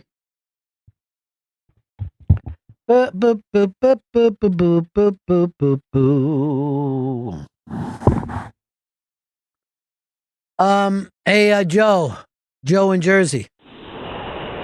Hey, $1,000,000, Ron. Thanks. Hey, Stanley, do you think that a sea cucumber is actually a cucumber? I thought it's like you think it's vegetation. Yeah, it's vegetation. Yeah, it's not like alive or whatever. Or it's alive, but not like a fish. It's like a jellyfish, isn't it? Well, you don't even know what a sea cucumber is. Not the Nichols brothers. I was looking up fucking famous black performers from different eras. Not Just talking put up sea cucumber, Earl. Let's take a good look at it. I bet it's not a jellyfish. It's a jellyfish. It's an actual animal. Look at it. Ew. It's fucking crawling around on the bottom of the ocean. Okay, all right. So it is, but it does look. Joe, you're going into the pretty good prize closet. And Chris, yeah, that's coming out of your pocket. You're paying for that. I can't. I don't know if I can afford that, depending on what he's receiving. Courtney in Houston. Hi. I was just wondering, y'all were talking about prison, and I was wondering if all of y'all were trapped in a prison cell together, would it be like a Lord of the Flies situation, or what would the ranking be? Well, first of all, who would be the boss? First of all, there's no such thing as the guys in the cell just having it out. Now, one of us would be able to handle prison very well, and that's our own Chris Stanley. I figured. That would not bother him all. Earl would immediately change his name to Red and would kindly be the wise old guy who would tell people what to do. Chris Stanley disappeared that morning. I appreciate it. I'm gonna hang up and listen because I'm a nervous wreck, but I love you guys and thank you for taking my call. Why are you a nervous wreck? I don't know. I've been listening to you guys for so long, and just hearing you talking to me is fucking surreal right now. Oh, well, we want to be your friend. All right. Is this Yes, the food's chicken arrived. up? Yeah, chicken time. All right, let's go to break. And why would I read this now when you know we're going to chicken up? All right, but you got Coke and everything? Yeah. Ring's mission is to make neighborhoods safer. Today, over 1 million people use the amazing Ring video doorbell to help protect their homes. Ring knows home security begins at the front door, but it doesn't end there. So now they're extending that same level of security to the rest of your home with the Ring Floodlight Cam. Just like Ring's amazing doorbell, Floodlight Cam is a motion-activated camera and floodlight that connects right to your phone with HD video and two-way audio that lets you know the moment anyone steps on your property. See and speak to visitors, even set off an alarm right from your phone with Ring's Floodlight Cam. When things go bump in the night, you immediately know what it is. Whether you're home or away, way.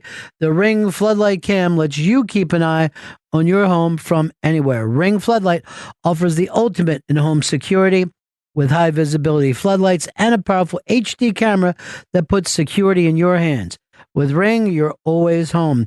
Save up to $150 off of a Ring of Security kit when you go to ring.com/comedy, ring.com/comedy. That's Ring. Vito's hell of an announcer these days, huh? He's really pulling it off. What are we going to do on a day that Vito isn't here? We could have him pre-record some stuff, or I could jump into that position. Didn't we try to make you the announcer? Yes. I'll call in. But I've never missed a day. It's true. Would you come in here if you had a terrible disease? Yeah, I just wear a SARS mask. What about if it was AIDS? 2 SARS masks.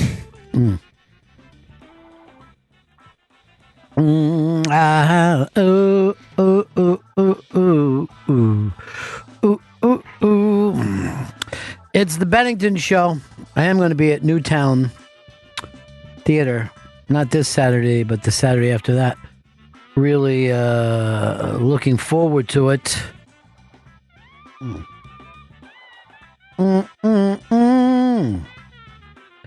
TheNewtownTheater.com. TheNewtownTheater.com. Did you take care of that thing for me, Christopher? Yes, I did. Christopher.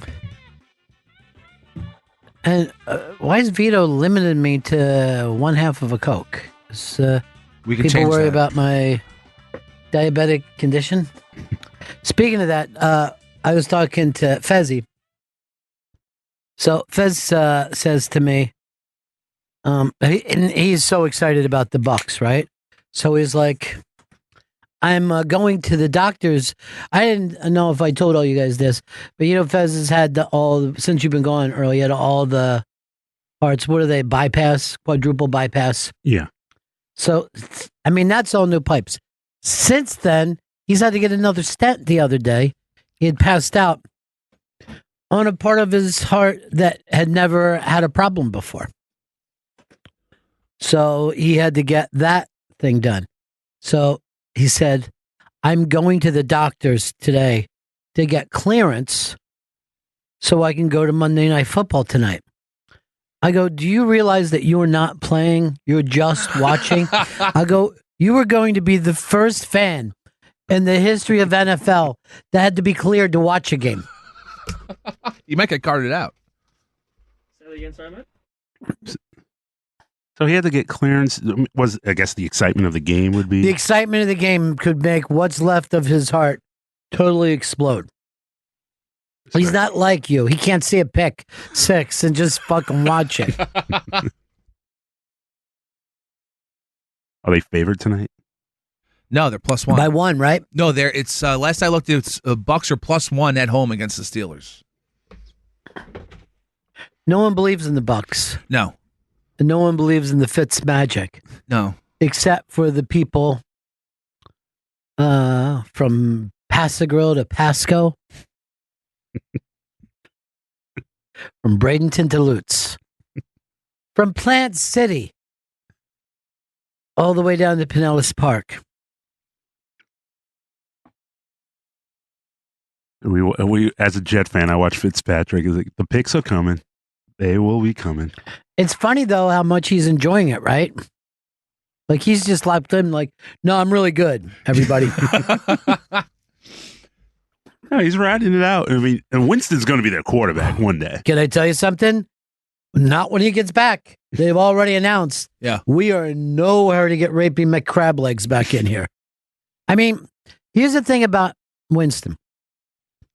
The shit that they're mad at him for is like criminal shit. It's not like, oh, he's smoking weed or, he can't get in an Uber without grabbing tits. Yes. Most America gets in an Uber. No one thinks, I'm going to start molesting this woman. Yeah, and he grabbed it. At least, that's what she said. Maybe they're going to ride the Fitzpatrick thing all season, I guess. As long as it holds up. I mean, can I tell you something? He's on what I call the Nick Foles train. The second Nick Foles fucking didn't win, he was out. Yeah, the Eagles did a quick hook on Foles, didn't they? They were ready to bring in Kaepernick. Now, you told me this, Chris. You said it's an article up on the iBang. But what has happened to Nike since they put Kaepernick in there? Since that Labor Day announcement of now Kaepernick's going to be a spokesman for the new campaign, Nike's now, their stock is at an all-time high. They're up 5% since the Kaepernick thing. They've made $6 billion in like company value. Now that proves that any NFL fall off has nothing to do with Kaepernick. It's just the game itself. Yeah. And the fact that people are doing other things than just, doing stuff together. Because it would be way easier to attack Nike as a consumer than it is the NFL, because most people who watch the NFL don't go to games. I mean, you say you're a Jets fan. What's the last game you went to, Earl? I've never been to an NFL game. Thank you. Can never buy tickets. And that's the way most fans are. And it's just more fun to watch it at home. It's easier to watch at home. I mean, let's face it. The people who go to games, they're more likely to be tailgate fans than they are football fans. Are the tailgate fans, do they have like prime seats, or are they just all in the, the cheap seats? I'm assuming all the prime seats are corporate seats. Yeah, people who have prime seats aren't going to be sitting out next to their fucking Winnebago, fucking smoking meat and getting drunk, and I don't know what else they'd be fucking doing. I guess jacking into a trash can.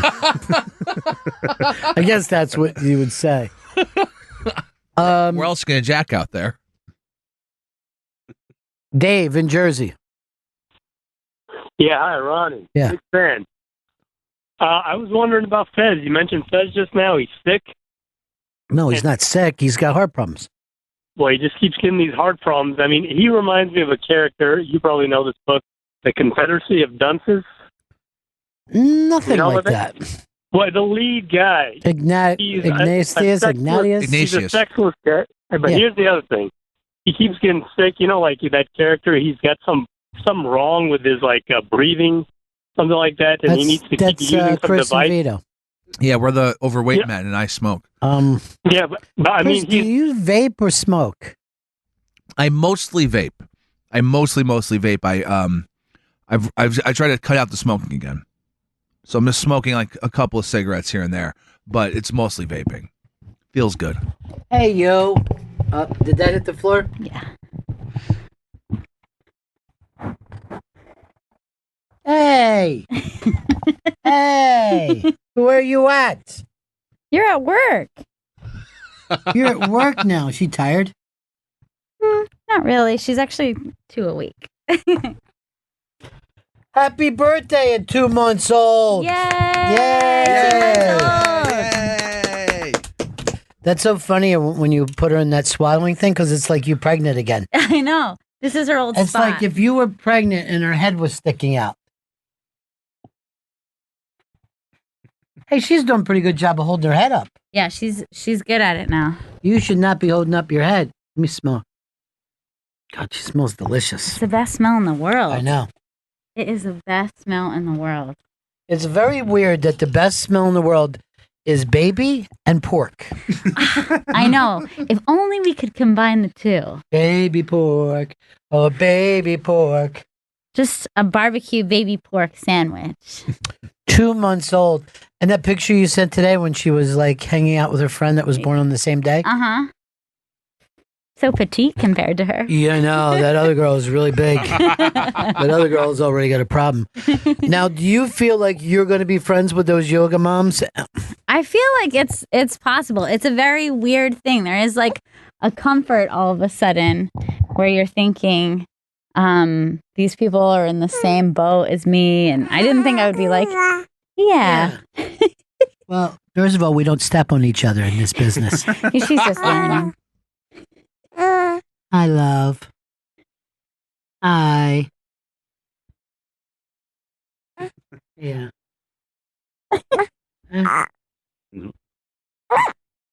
You know, here's the thing. She's 2 months old, and she got the same amount of work done as Chris has today. Chris said that I had to come in if I cared about my position on the show, and I'm going to let HR No. She's so upset so about what... scared of Chris. Don't be scared of me. I didn't do anything. I'm in another room. Well, we'll talk to HR about it. There's no reason to bring HR to this. Chris is bad, isn't he? He's bad. He's a bad man. Someday you'll be able to tell us what he did to you. Did nothing.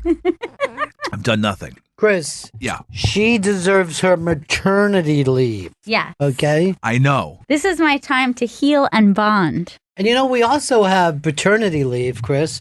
And I know paternity leave for you is to say goodbye to your outside family and actually leave. I'm better gone Enjoy. than there. That's for everybody. Some little chicken and fries. Nice. You hungry? I can't because I numbed. I only come to visit you when I see my dentist. Yeah. I'm all so you're numbed up? Yeah. Who knows?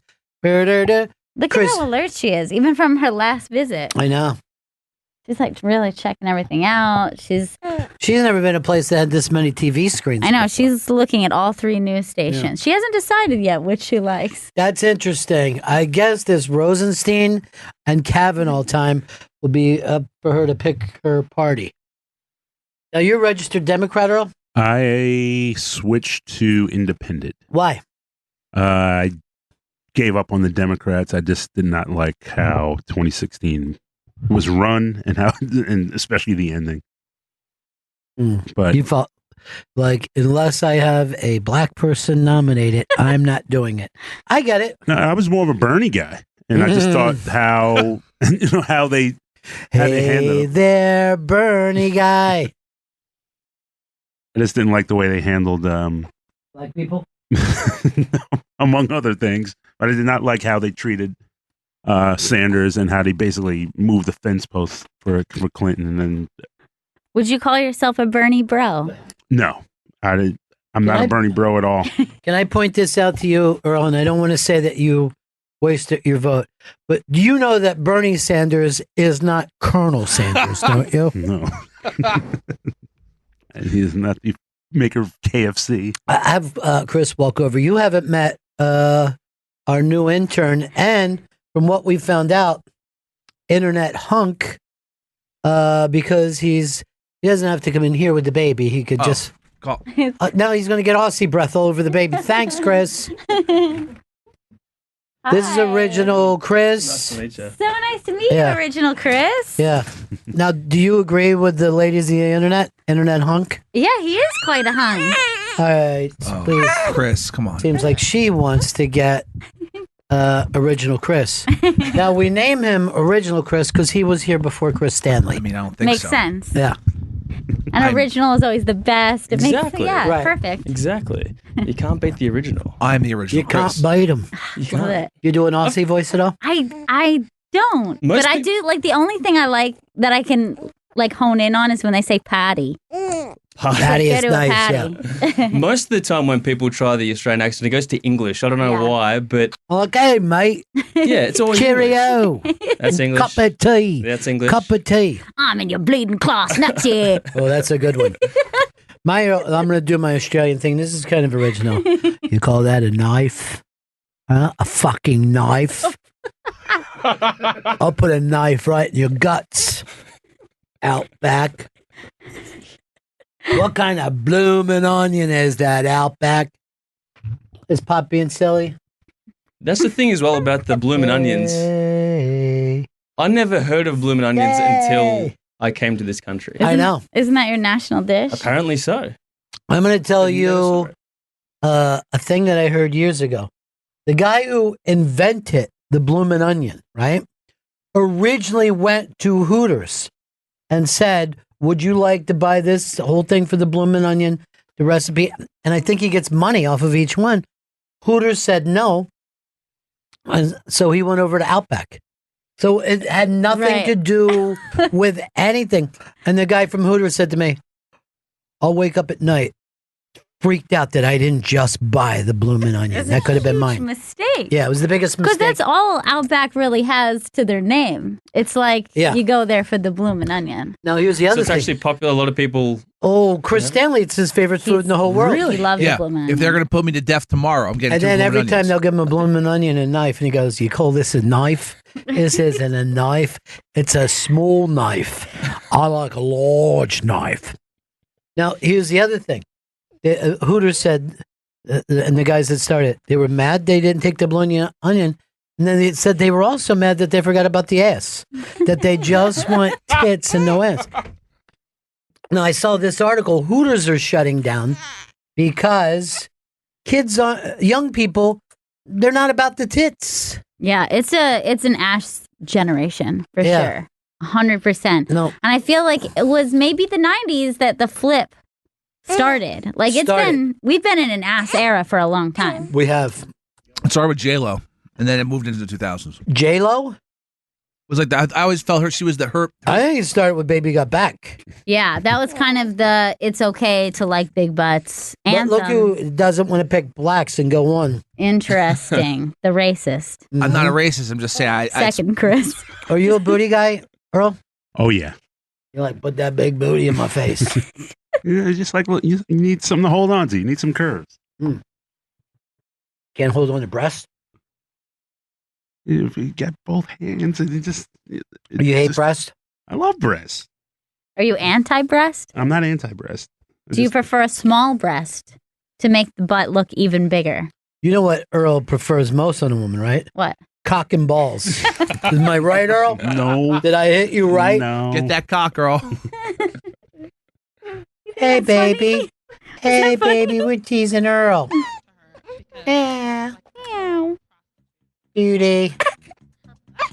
Nah. She's a sweetheart, huh? Mm-hmm. Gotta keep moving, though. She's one of my best friends. My number one best friend is Birdie. Okay. Because I feel like I know Birdie better Sure. than her. And Number two? she's definitely moved into number 2. Okay. Where am I on this list? Right now, I keep my list short. I have a 2-person list. Ah, damn it. So I'm not even on the list. There's still time. That list is not Juliet list. I'm the one who showed her what a lighter was. She had no idea. She'd never goes, seen it. She goes, "How does that even work?" I go, "Well, you know what? You know how matches are." She goes, "What?" She didn't even know what matches are yet. Came off kind of stupid if you think of it. And then I try to give her a knife, and she says, "That's not a knife. This is a knife. A big fucking knife." She's getting a little drowsy, huh? Yeah, she's getting there. The movement helps. You just bounce all the time with her, Yep. huh? I wish somebody would bounce me when I'm feeling a little Yeah, because look cranky. look at how good that looks. I know. That's when like she's just falling asleep while she's being bounced. Kids just look so cozy all the time. Yeah, well, you know, when you can fall asleep anywhere Oh. without having to worry about somebody coming over and fucking with you, you know? Oh, what a life. she took a nap today, like laying on her back with like arms spread, legs spread. Like it was just like I've never been that comfortable in my life. No. I've never been even once comfortable in my life. I love how quick she'll fall asleep, like in a moving car or something like cars. She took a big subway ride today. She was on the train Oh, today. that's a subway. That her first subway ride? Yes, this was like her first like long subway ride, just the two of us. And I was like, "Oh, this is great." She fell asleep from the motion right away, and then immediately people started like. I'm like, "Oh my god, my baby!" Yeah, filthy New This Yorkers. is so gross. Is she coming over to my house after this show? Sure. Great. Because today she's 2 months old. She is. And that's when I start martial arts training. Oh. You know? I want to get her to where she can defend herself against other infants. Right now, she's so weak. No, actually, Liza Schlesinger, not Liza Schlesinger, Liza Traeger? Eliza Lisa Traeger? Lisa Traeger, yeah, was so impressed with how strong she was because she was lifting that giant. Yeah. She looked pretty good with the rattle. It was a giant rattle, though. She was very advanced in that way. Did you watch Big Brother last night? I did not watch. This was the recap, right? Yeah, but we're down to the 3. They're Yes. kind of leaning towards the 2. Who's your prediction to win it all? I think that there is no possible way that anyone wins but Casey. Really? No way you put it together. Who did you take, Chris? I said Casey all the way. And Earl, who do you got? Jets? Casey. He's just going Casey. You've never watched a single Never episode. watched a single episode. Why wouldn't you say I don't watch that junk? That's bullshit because Vito and I were talking about Big Brother and Earl said, yeah, I check it out sometimes. I know what's going on. I watch the recaps. That means you know What what do you you're mean talking watch recaps where? You know, you read the spoiler alerts online You're a and stuff like that. liar. That's recaps. You're a liar. He's fucking lying everywhere. He would rather lie than just simply tell the truth. You know who you remind me of right now? Either Kavanaugh or his accuser. Because I can't tell which one's lying. Who do you think is lying, Earl? What, Kavanaugh and his accusers? I think the accusers are telling the truth. Really? Yeah. Based on what? I always go back. Why would they lie? You know, there's nothing to be gained by. They won't gain financially. They won't gain in any other way. They're just telling what happened. You know, Chris, what do you think? I think that Kavanaugh is part of a smear campaign as of right now. A beer campaign? Smear campaign. Because, I mean, he was a powerful judge or whatever before he was up for Supreme Court. Why wouldn't they come out then? Judge or whatever. You really are every man the way you think. He was on the powerful judge court. Hashtag believe no woman. He doesn't believe any woman. And that's because he's had his own amount of history. No. Luckily, he keeps a very detailed calendar of his comings and goings. Well, original Chris said this. In Australia, instead of a Supreme Court, they have a knife fight. It's the best way to sort out issues. Yeah. All right, run the kangaroo gauntlet. Whoever makes it through, the gods believe You in. get a winner and loser in that day, straight away. No messing about. Listen to Best way him. do things. He's a good-looking kid, and he's got that accent. It's an accent. Women throw themselves at him. Women love an accent. Now, our Any kind. our other intern, Vinay, Mm-hmm. no woman throws themselves at him Interesting. at all. He says he does well with women, but I don't know if that's true. I think he's just posturing. Because His voice is literally like Aziz. If you heard him speak, you would think Aziz was in here. Yeah. Yeah. The world's a subway. So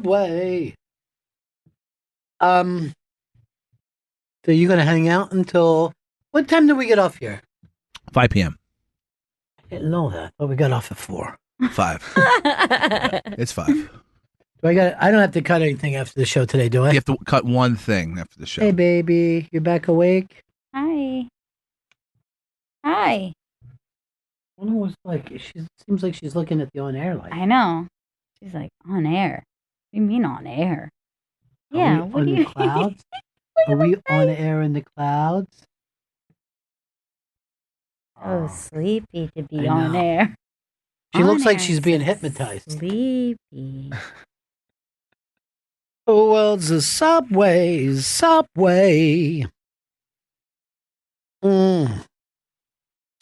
Should we break here, Christopher?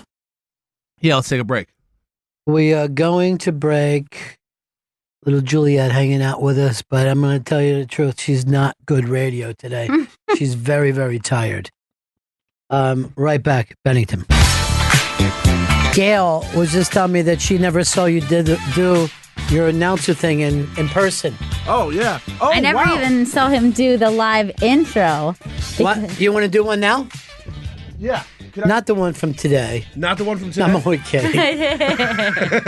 You want to do the one from today so she can see Yeah, it? I'd like to see it. This Is that baby has possible? been in and out of sleep today, I huh? know. She's like, and then like she'll jerk her head away. Look what I miss. That's like Chris Stanley at work. So true. Ooh. Chuck in Boston. Yeah, when it comes to this Kavanaugh shit, I have to agree with Chris 2.0 on this one because why wouldn't this woman come out when he first became a judge? It's all about the Never Trump movement. Well, they're desperate. They're doing whatever they can. So Here's the thing, Chuck. And quite frankly, we don't know. How right, could we don't. The fact that anybody could say when Earl said, "What is she getting out of it?" How do we know what she's getting out of it? Maybe she just hates Trump that much. Maybe somebody's throwing her money under the table. Who the fuck knows? Nobody knows. But but that's why it would have to be that's why it would have to be examined. You know what I mean? Like any accusation that came up. That's all. No one knows the answer to this. Look, why don't women come out a lot of times? Because they're afraid. The fact that he was a powerful judge might even make her more afraid. Or maybe she goes, wait, if this is going to go to this. Look how many women eventually came out against Bill Cosby. 60. 60. His sentencing's this week. You know what he's probably going to get? Time served. Oh my God. Or now you got to go back. You got to go back on PBS and do like a thing to help kids read. That's a good idea. Same way he got his PhD. Like a Me Too show, maybe he could do. A lot of women, the only way I can stand a woman when she's asleep. Chuck from Boston just came in and blazing. We don't know. None of us know. What's wrong with being seen? I heard this came up. You know it's a crime if you lie to the FBI, right? Yes. She's willing to talk to the FBI. Right. If it's a crime, it's a crime. I don't know. Rosenstein said that he never tried to have a coup against the president. I don't know. I wasn't there.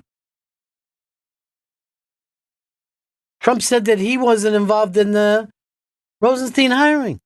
And there are other people go, dude, you're the one who hired. I don't know. I do know this. The Eagles are 2-1. They haven't looked good, but 2-1 is a record you'd like to have.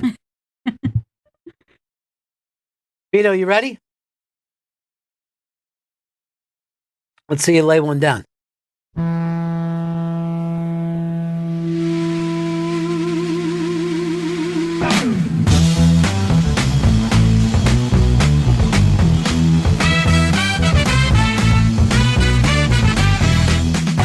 Come on, knock on our door. It's time for the Bennington Show, the only father-daughter radio show in the history of radio. You know, some stores are already putting up Christmas decorations.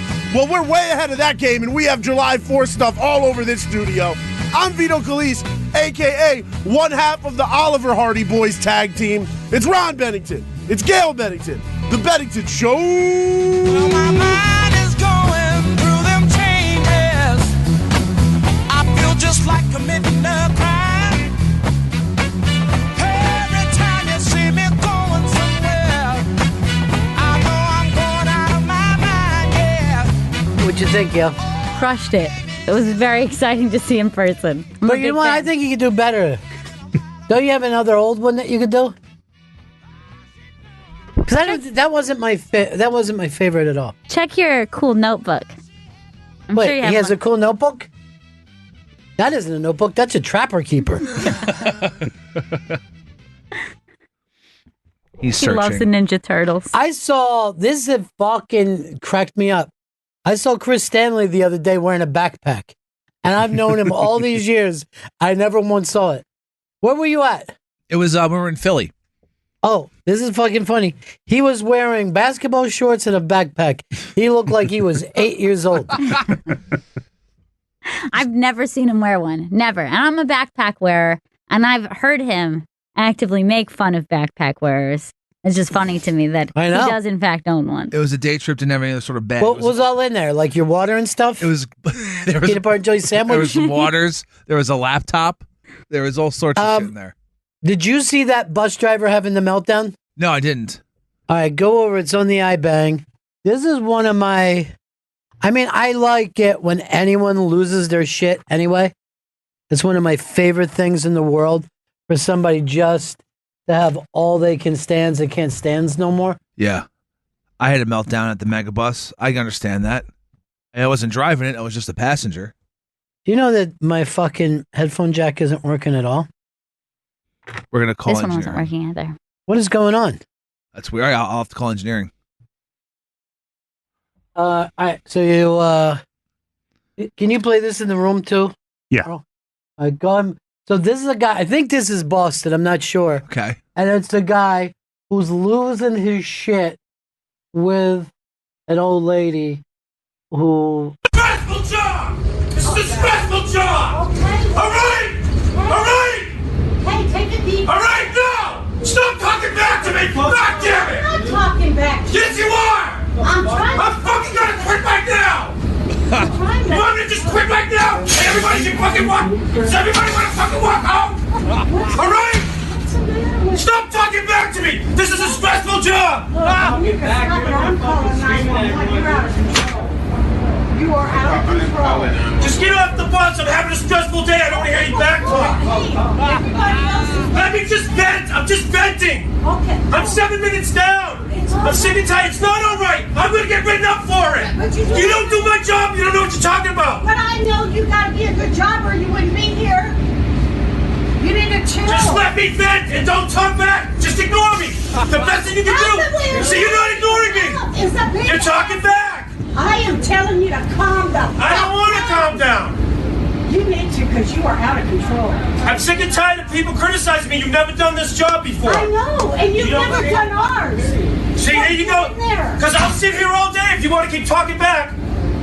I'll sit here all day. Stand up at the stop so I can see you like this. I told you to yell at me. At least wave your hand so I can see you at the stop. I was looking. At least wave your hand. Go ahead, you can record me. I don't care. We don't want to report you. We just It's want too late. He's gonna put his recording on the RTs. I don't care. I don't care if I get fired. I'm sick and tired of people.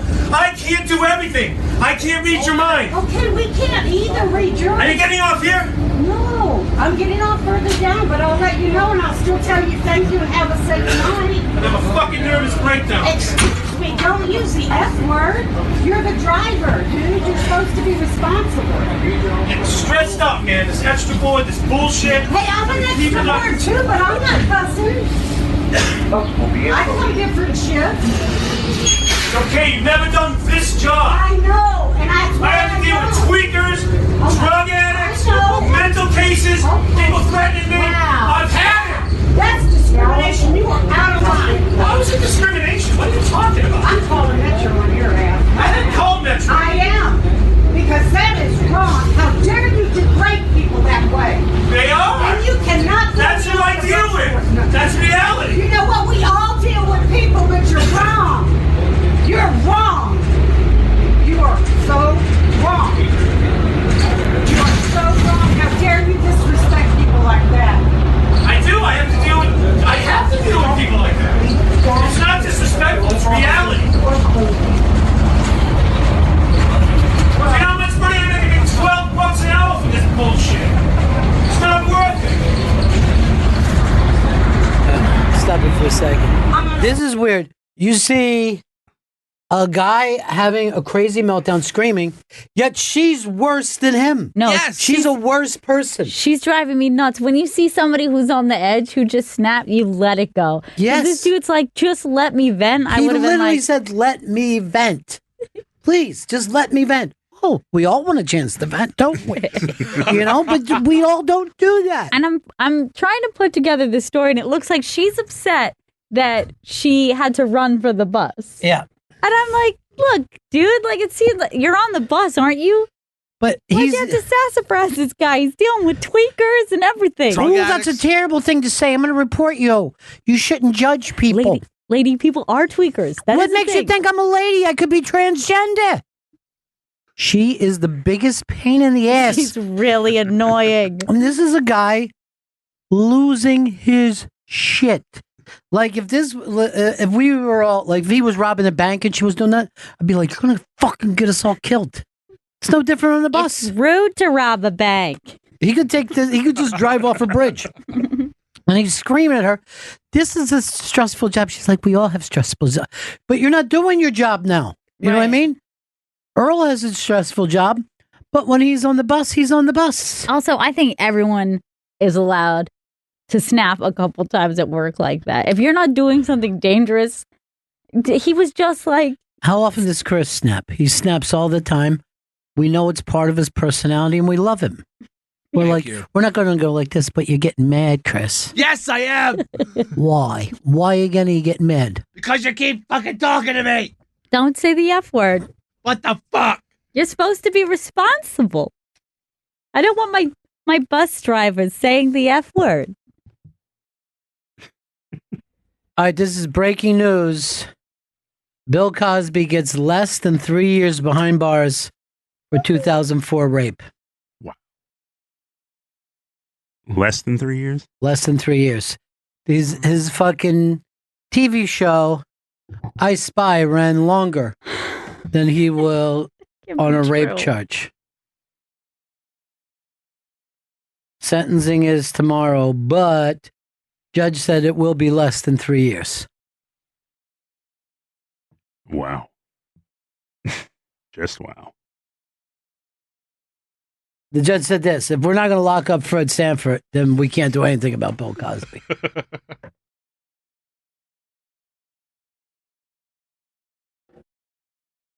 I got to find this thing.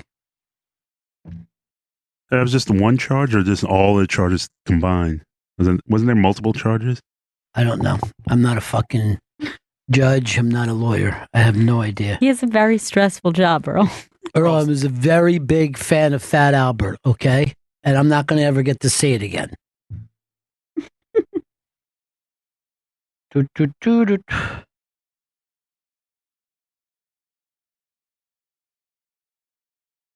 Everyone else on the bus is just free. This is like, will you just let him go? I saw a woman try to fight a bus driver on a Greyhound bus coming back from SUNY Cortland. It was like 11 a.m. on a Sunday. I didn't sleep at all. I was just drinking all weekend. Bus gets filled up, and this woman goes, "How you not going to let me on the fucking bus? I bought a ticket." And he's like, "Yeah, the way it works is if this fills up, you got to take the next one." She goes on and says, "I'm getting on this goddamn bus." The bus driver tries to stop her. She shoves him, then grabs his Windex and is starting to point it at him, saying, "You're going to let me on this fucking bus?" And she's pointing at him like a gun. You can kill somebody with that Windex. And then she started spraying it at him. He had to grab it out of her hand and then shove her off of the bus. See, this is a stressful job. It is a stressful job. And there's no one who's ever taken a long distance bus who thought that was fantastic. No. Well worth the price. I've had friends say the bus driver has just said, "Look, I'm at the end of my shift and there's not another bus driver, and you're going to be here whenever he comes back." And they've slept on the bus and woke up and there still wasn't a bus driver.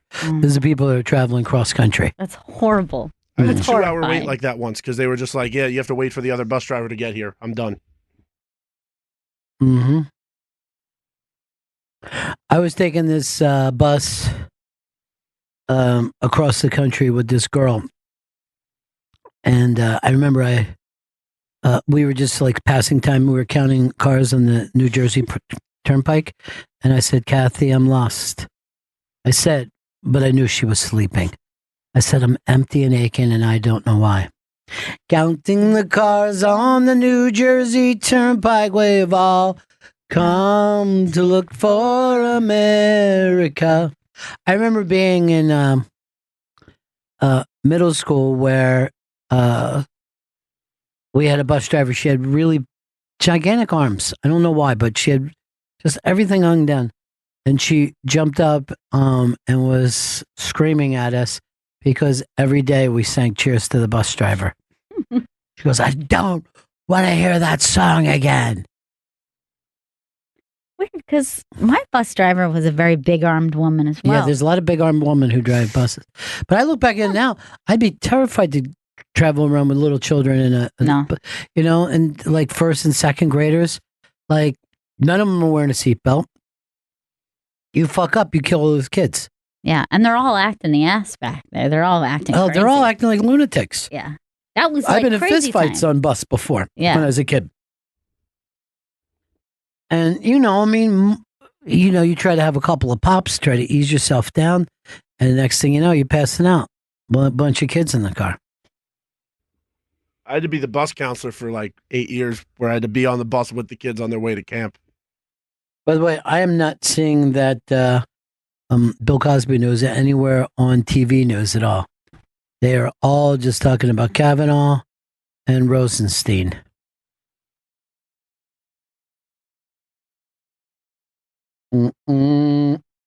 Counting the cars on the New Jersey Turnpike.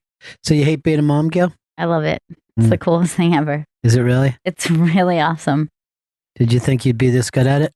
No, I didn't have any expectations really about how it was going to be, but I was floored. Just floored by how much you love. Yeah, it's crazy. It's really much more intense than I ever could have imagined. Yeah. And there's like so much that's hard about it, but you've never done anything so rewarding. So it all comes out. And just how rapid she's changing is insane to me. It's crazy, right? I'm looking at the photo I took of her at 1 month old versus 2 months old. And like, I'm so excited and proud how much she's grown and all like these new things. But now I'm looking at this 2 month old and being like, well, I like this one. Like, I'm going to have a new one at 3 months, you know? It's it like keeps weird. going that way. So it's strange. Like, you want them to grow and develop, but then you're just like, want to just say, hey, hold on, let's just do this thing for a while because you're so sweet right now. Although I have to tell you, I walked into work today and I saw so many moms with toddlers and strollers and toddlers walking with their moms, and it looks so much fun. It does look fun. It makes it something really fun to look forward to. I always see like kids on their way to preschool or kindergarten. And I'm like, man, I can't believe that's going to be her. It's going to go so quick. It's true. Before you know it, they'll be smoking cigarettes. That's what I always say. Cool. And she's cool. really cool. Yeah. She's really cool because she's rebelling against anything you got. You know? Earl, what's the earliest age you remember? I think it was about 4. Mm-hmm. What do you remember? What's your first memory? My oldest sister was painting, and she was doing an oil painting of the "Let's Get It On" album cover. That is really weird. I just remember, cool. and I still could sense the smell of the oil. Yeah. And it was like an oil painting. Let's get it on. We're all sensitive people. And he just came aware, like, oh, shit. Oh, this song's great. My sister's really talented. Is that painting still around? No. Not hanging right now in the Louvre. Chris, you remember your first memory? I remember this is the earliest. I don't have a lot of early childhood memories. A lot of it's just nothing. Abuse victims like that. Probably. I remember I had a bag of toys and I dumped it on the floor and my mom freaked the fuck out. Aww. For some reason, we all remember when our moms freaked out. Yeah. Remember that, Gail? Mm-hmm.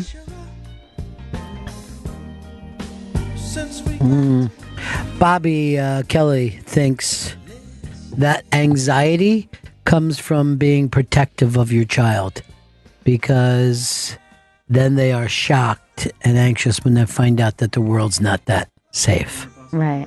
And I think that he's pretty protective of his child. I mean, that kid's actually different than other kids. Really? He's way more outgoing.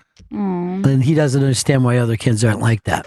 You said when you met him, he was like shaking hands and just being. He was shaking hands, and somebody came over and was hugging Bobby, and the kid ran over and was hugging both of them while they were hugging. Like we're all just. Yeah, he is adorable, and he thinks that other kids are kind of stuck up, and they make him feel bad because they're not as outgoing as him. So Bobby, instead of letting them be up in Westchester, he brings them down here to play in playgrounds in New York City because kids here just play because they don't have everyday friends. Right. They have single friends for that day. Everything is a pickup game to kids in the city. So a friend of mine who raised his kids here, and he grew up in the suburbs. He's like, when you grew up in the suburbs, you play with your friends, but if you live in the city, you play with kids. And I'm like, wow, that's fucking mind blowing to me. Yeah. I'm like, what does that do different? I mean, like, one maybe not better than the other, but how different are those kids when they grow up? Just at those early developmental stage, just going like, oh, just another person. I'll just who's like that? Kids who move a lot will be like, yeah, okay, see ya. You know what I mean? Like they won't have that. Because I remember when I was young and my friends moved, like when I was in first or second grade, I was crushed. But kids who grew up with army parents, they just moved. They're just like, okay, man, see you now. Maybe I'll see you down the road, dude. And who's like that too is people who they have their parents live apart. Right. And they go back and forth. You don't see those kids crying when it's time to say goodbye. Right. That's interesting. They're used to goodbyes. That's so weird. I guess I never really thought about that. Even just because, like, you've got like friends in one neighborhood, then friends in the other neighborhood. You're not going to like be around your same group all the time. Yeah. And then I've talked to a lot of people who moved a lot as kids, right? And they said they would go into the new town and they would take on the persona of like the cool kid in their own town. They would have this thing of, hey, it's a new situation. I can reboot. I can restart. Yeah. And that's why they like to do, new jobs all the time. Yeah, absolutely. When you realize that you can reinvent yourself, if you figure that out at a young age. Well, I read Jack Vaughan's father's book, right? Mm-hmm. And he has had this amazing life and worked all these jobs. He was ambassadors to different countries and ran major corporations and worked in the White House and all that. He thought every 5 years you should go get a new job, no matter what, because after 5 years you just start stepping on your own history. You know what I mean? Yeah. And I read it and I thought to myself, if somebody would have told me that when I was young, I would have looked at the world differently. You know what I mean? Just at the way you approach things, or like your anxiety about the future? If you look at this as a project more than anything else, you're probably going to try more things. You know what I mean? Well, there's nothing, and maybe this is generational, but there's nothing more daunting than that thing of like, have you chosen your career? Have you picked your path? And you're like, I guess so. And then you're like, you're graduating college or even, years later, and you're like, I went on the instincts of like a 17-year-old kid. Right. I went on the instincts, the interests, things that interest you when you're 16, 17 years old are going to change and morph. And so the idea that we're just like, all right, pick this one thing you'll do forever for money that you'll spend most of your time doing, most of your life. You're going to be with those people. This is the interesting thing. If you meet an older person, all the bad jobs make them fascinating. If you meet someone, they're like, I was a merchant marine, and then I was working as a bartender in a place that had cockfights. Yeah. And then, you're like, oh, your life is fascinating. But if you meet somebody and they're like, I worked for UPS for 42 years. You're like, oh, what a dull fuck you are. You know what I mean? Right. Like if you got that steady job, those people seem like weirdos. Yeah. But it's the guy who was like, oh, I did this and that. Also, people, I think, like talking about their roughest job and their most hell gigs. Yeah, like that's your favorite story, hell gigs. Yeah, those are always my favorite things to hear, whether it's like for comics or even just for people. People, yeah. Vito's, you're putting together hell gigs right now, right? Yes, I am. Who all you got on it so far? So far, I have Tom Green, Joe List, Elaine Boozler, Dean Del Rey, Anthony DeVito, and then I'm still getting some more. These are great names. That's awesome. Yeah, it's really fun. Man, Dean Del Rey's must be great, right? Yeah, his is really good. Now, Dean Del Rey is one of those guys that he was on the road as a rock guy, then he did this thing. He's fascinating, and he's met everybody. That's awesome. He was like, I was talking with my friend Duck Caven the other day. I did his podcast. Did you know me? I never do anybody's podcast. And Oh, honey, I'll do your podcast. Baby podcast. Can you use this tiny microphone? Yeah. She's tired, huh? Yeah, she's in and out.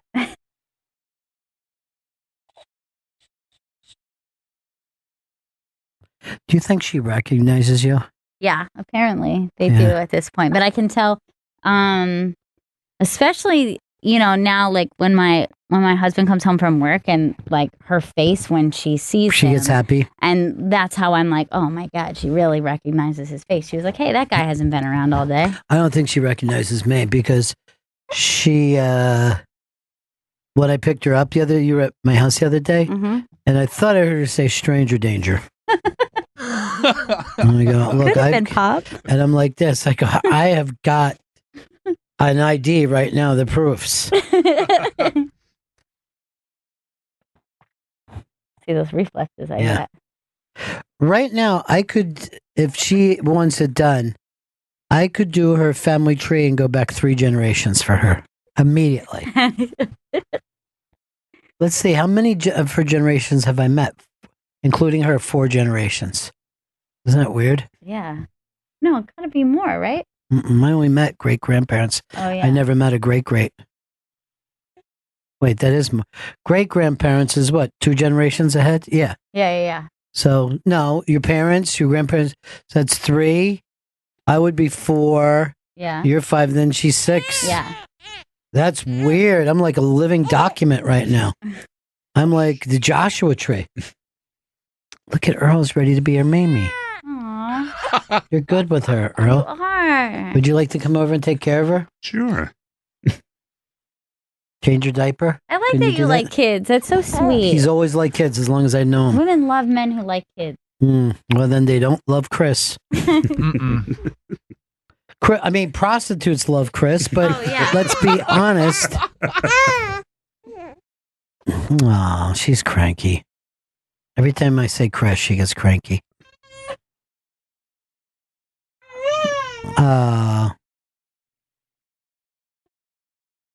Crying in stereo. Yeah, Chris is crying and she's crying. They're both crying. You got to feed her a little bit? We want to put the curtain across the... No. So people can't walk down the hall? She actually has a baba. This is like... Oh, really? Time with the pump.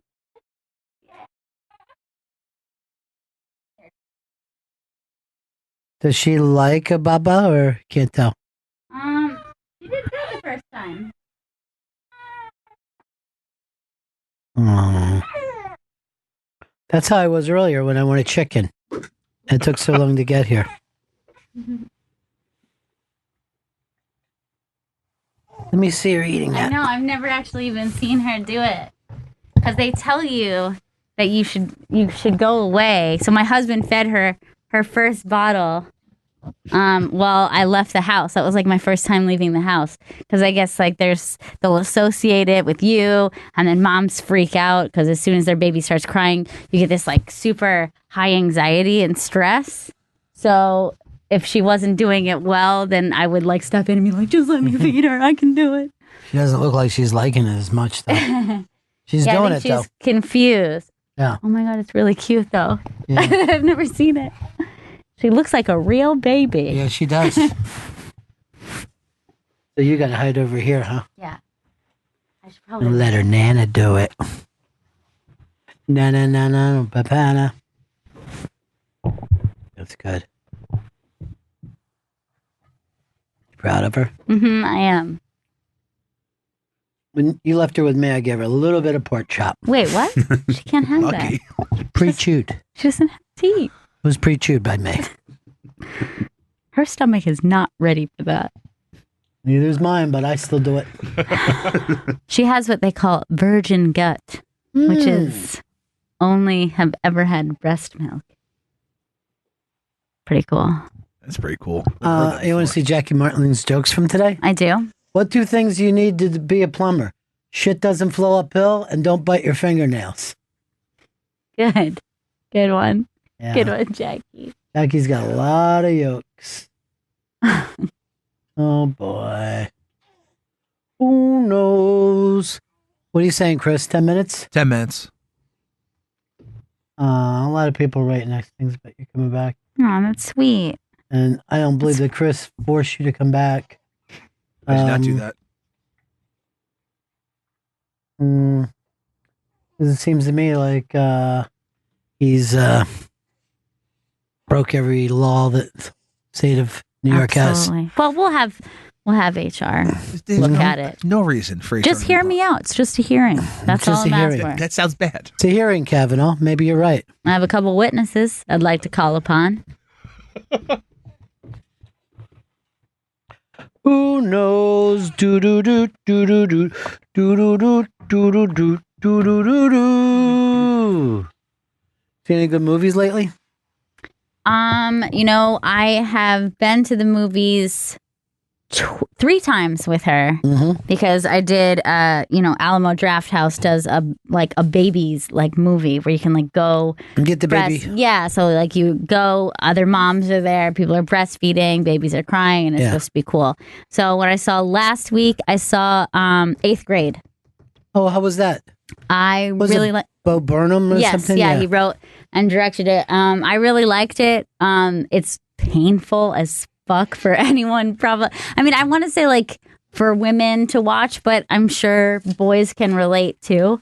But it's also very much in its time because it's she watches YouTube and she wants to be a YouTube kid and all the pressures, but she doesn't have friends and just how middle school is the fucking worst time ever. I remember just so shitty to be a girl at that age. It's just so difficult. And I'm sure being a boy at that age sucks too. But Oh, it does. I remember being 8th grade and everyone's like, oh, he's so cool. He's always eating with the cool kids. And he always gets to go to every single party. And I had to live up to that, you know? Pressure. I think when I was in 8th grade for real, I think I got hit with some kind of depression. Really? I think I got maybe a growth thing. Yeah. But I remember I had stopped doing things that people thought that I would do more of. I got way quieter. Then by 9th grade, it was back to my regular self. 7th grade and 9th grade were fine. But 8th grade, I was just quiet and weird. Yeah, it's so strange how that happens. Do boys go through the body saying you feel weird about your body? And I don't everything? think that we know that we do, but at that age, you're growing at a rate that isn't always fun. You know what I mean? Right. It can make you ache, can make you tired, makes you eat weird. You know what I mean? Right. Absolutely. I remember one time I ate 7 bagels when I was in 6th grade in a row, consecutive. And my mom was really, really freaked out. Yeah, sure. And I was like, I had a lot of bagels. And she's like, a lot of bagels? That's not even a food that people eat a lot of. And because we were at a party. Yeah. And it was a brunch party and there was all this food. Was it 7 halves or 7 wholes? 7 whole bagels. And were you smoking weed before? No. I was just a 6th grade girl. My body going through changes. Yeah. And I was so hungry. And she was like, that's not normal. 7 bagels. That's 20 loaves of bread. Yes, it is. But here's the thing. I wouldn't have judged you the way she did. I go, well, how does that make you feel eating 7 bagels? Full? Very. You're finally full? Feel like I have to puke. Are you purging? I just saw Vito walking down the hall like he didn't have a fucking care in the world. He's supposed to be at work. Who knows? Chris, did you ever go through a weird time? Suicidal time or anything? Well, in high school, I was a bit off. That's when he went through his changes. He was very late. Changes. Earl, when did you find out that you weren't white? And what did that do to you? I'm a black person. Yeah. Well, did that bother you when you first even found out about racism? I got a very rude awakening at a very early Let me age. guess, the TV show Roots? Not that early, not that late, but it was actually when I went to PS 139. PS 139, we love you. Mm-hmm. And what happened? We were kind of I was that second wave of busing students. Yeah. And they, there was this, you could pick up these subtle ways that you weren't exactly welcome. Yeah. Because it was predominantly white neighborhood. Yeah. White school.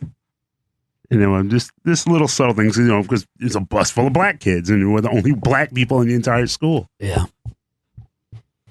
I was part of the busing thing too. But also in first grade, Earl, I don't think I've ever told you this before. My best friend was a black kid, but I didn't tell my parents even his name or anything. And because I guess I must have picked up on, you know what I mean? Yeah, so you didn't know. I didn't know what racism was, but I know that they weren't. Right. That it was outside of the norm. So and you kind of kept him as a secret friend. I would be like me and Paul and my friend. Oh, no, I would say some kid. I'd say me and Paul and some kid all did this or we all got in trouble. And I would always tell the story, right? But never be like totally up front. And then at the first grade PTA meeting, my teacher actually said, you know, Ronnie is very friendly with Stevie and he's a black kid. So, you know, those two are best buddies. So my parents caught on to what I was doing and they would say, what kid are you talking about? And I go, just some kid at school. And they were like, what's his name? And I'd be like, I don't know. Like instead of saying, hey, it's okay that you have black friends and we accept that, they thought it was hilarious to catch me in a fucking year-long lie. And they would just do shit to see how far I would go with my lie. And they were like, what does he look like? I don't know. Just a kid. Like any other, like the kind of people we always see. Regular, really. Really, there's no reason for you even to get involved in this.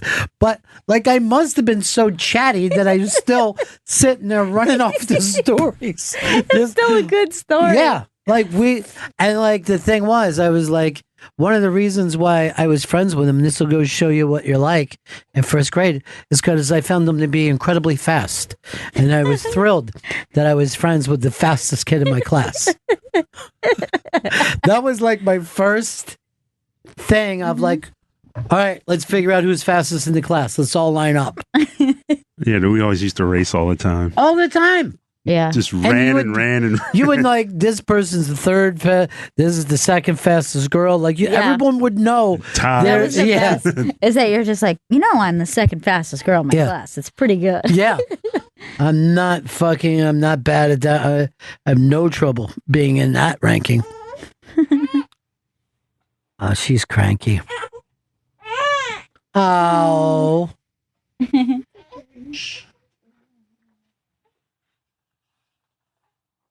You like to do this shh. You know why they like that? Sounds like rushing blood. Ugh. Yep. That sound just sounds like what it sounds like when they're in utero. So just that kind of shh. It's just like all your organs working and everything. This is what it does. Shh. They coming. Scares us all. Paul Verzi, they announced his thing. He's my good buddy, and let's tweet it out. He's going to be in November on Comedy Central. Bill Burr presents Paul Verzi. Very, very funny Italian guy. Ooh, ooh, ooh. All right. We have got to wrap this one up. Earl, thank you for being honest with us about the fact that you were a black child. We didn't know that. Brave. So brave. Yeah. Yeah, I've been black all my life. Hey, by the way, do you know who was the fastest person in Caitlyn Jenner's class? Who's that? Bruce. This kid, Bruce. He was incredibly fast and really good at throwing spears or jumping over stuff holding onto a stick. That doesn't seem fair because then she was the fastest boy and the fastest girl. Here's the thing. Caitlyn could probably go to the Olympics now and win. 100%. Yeah. Anything we need to plug about tomorrow or anything, Gail? Thanks for stopping in here. Thanks so much for having me. I'm going to talk to HR about Chris tricking you to come in here and do work. Oh, God, please don't. But we should say that Ron will be performing Saturday, October 6th at the Newtown Theater in Newtown, Pennsylvania. Go to thenewtowntheater.com for tickets. I just decided what I want to do is go driving up on the stage on a motorcycle with Juliet sitting on the handlebars. Cool. Place is going to go crazy. And hopefully she'll be holding on to two sparklers. And just like, all right, that's it for us. See you guys on the Flippity Flop. It's the Bennington Show.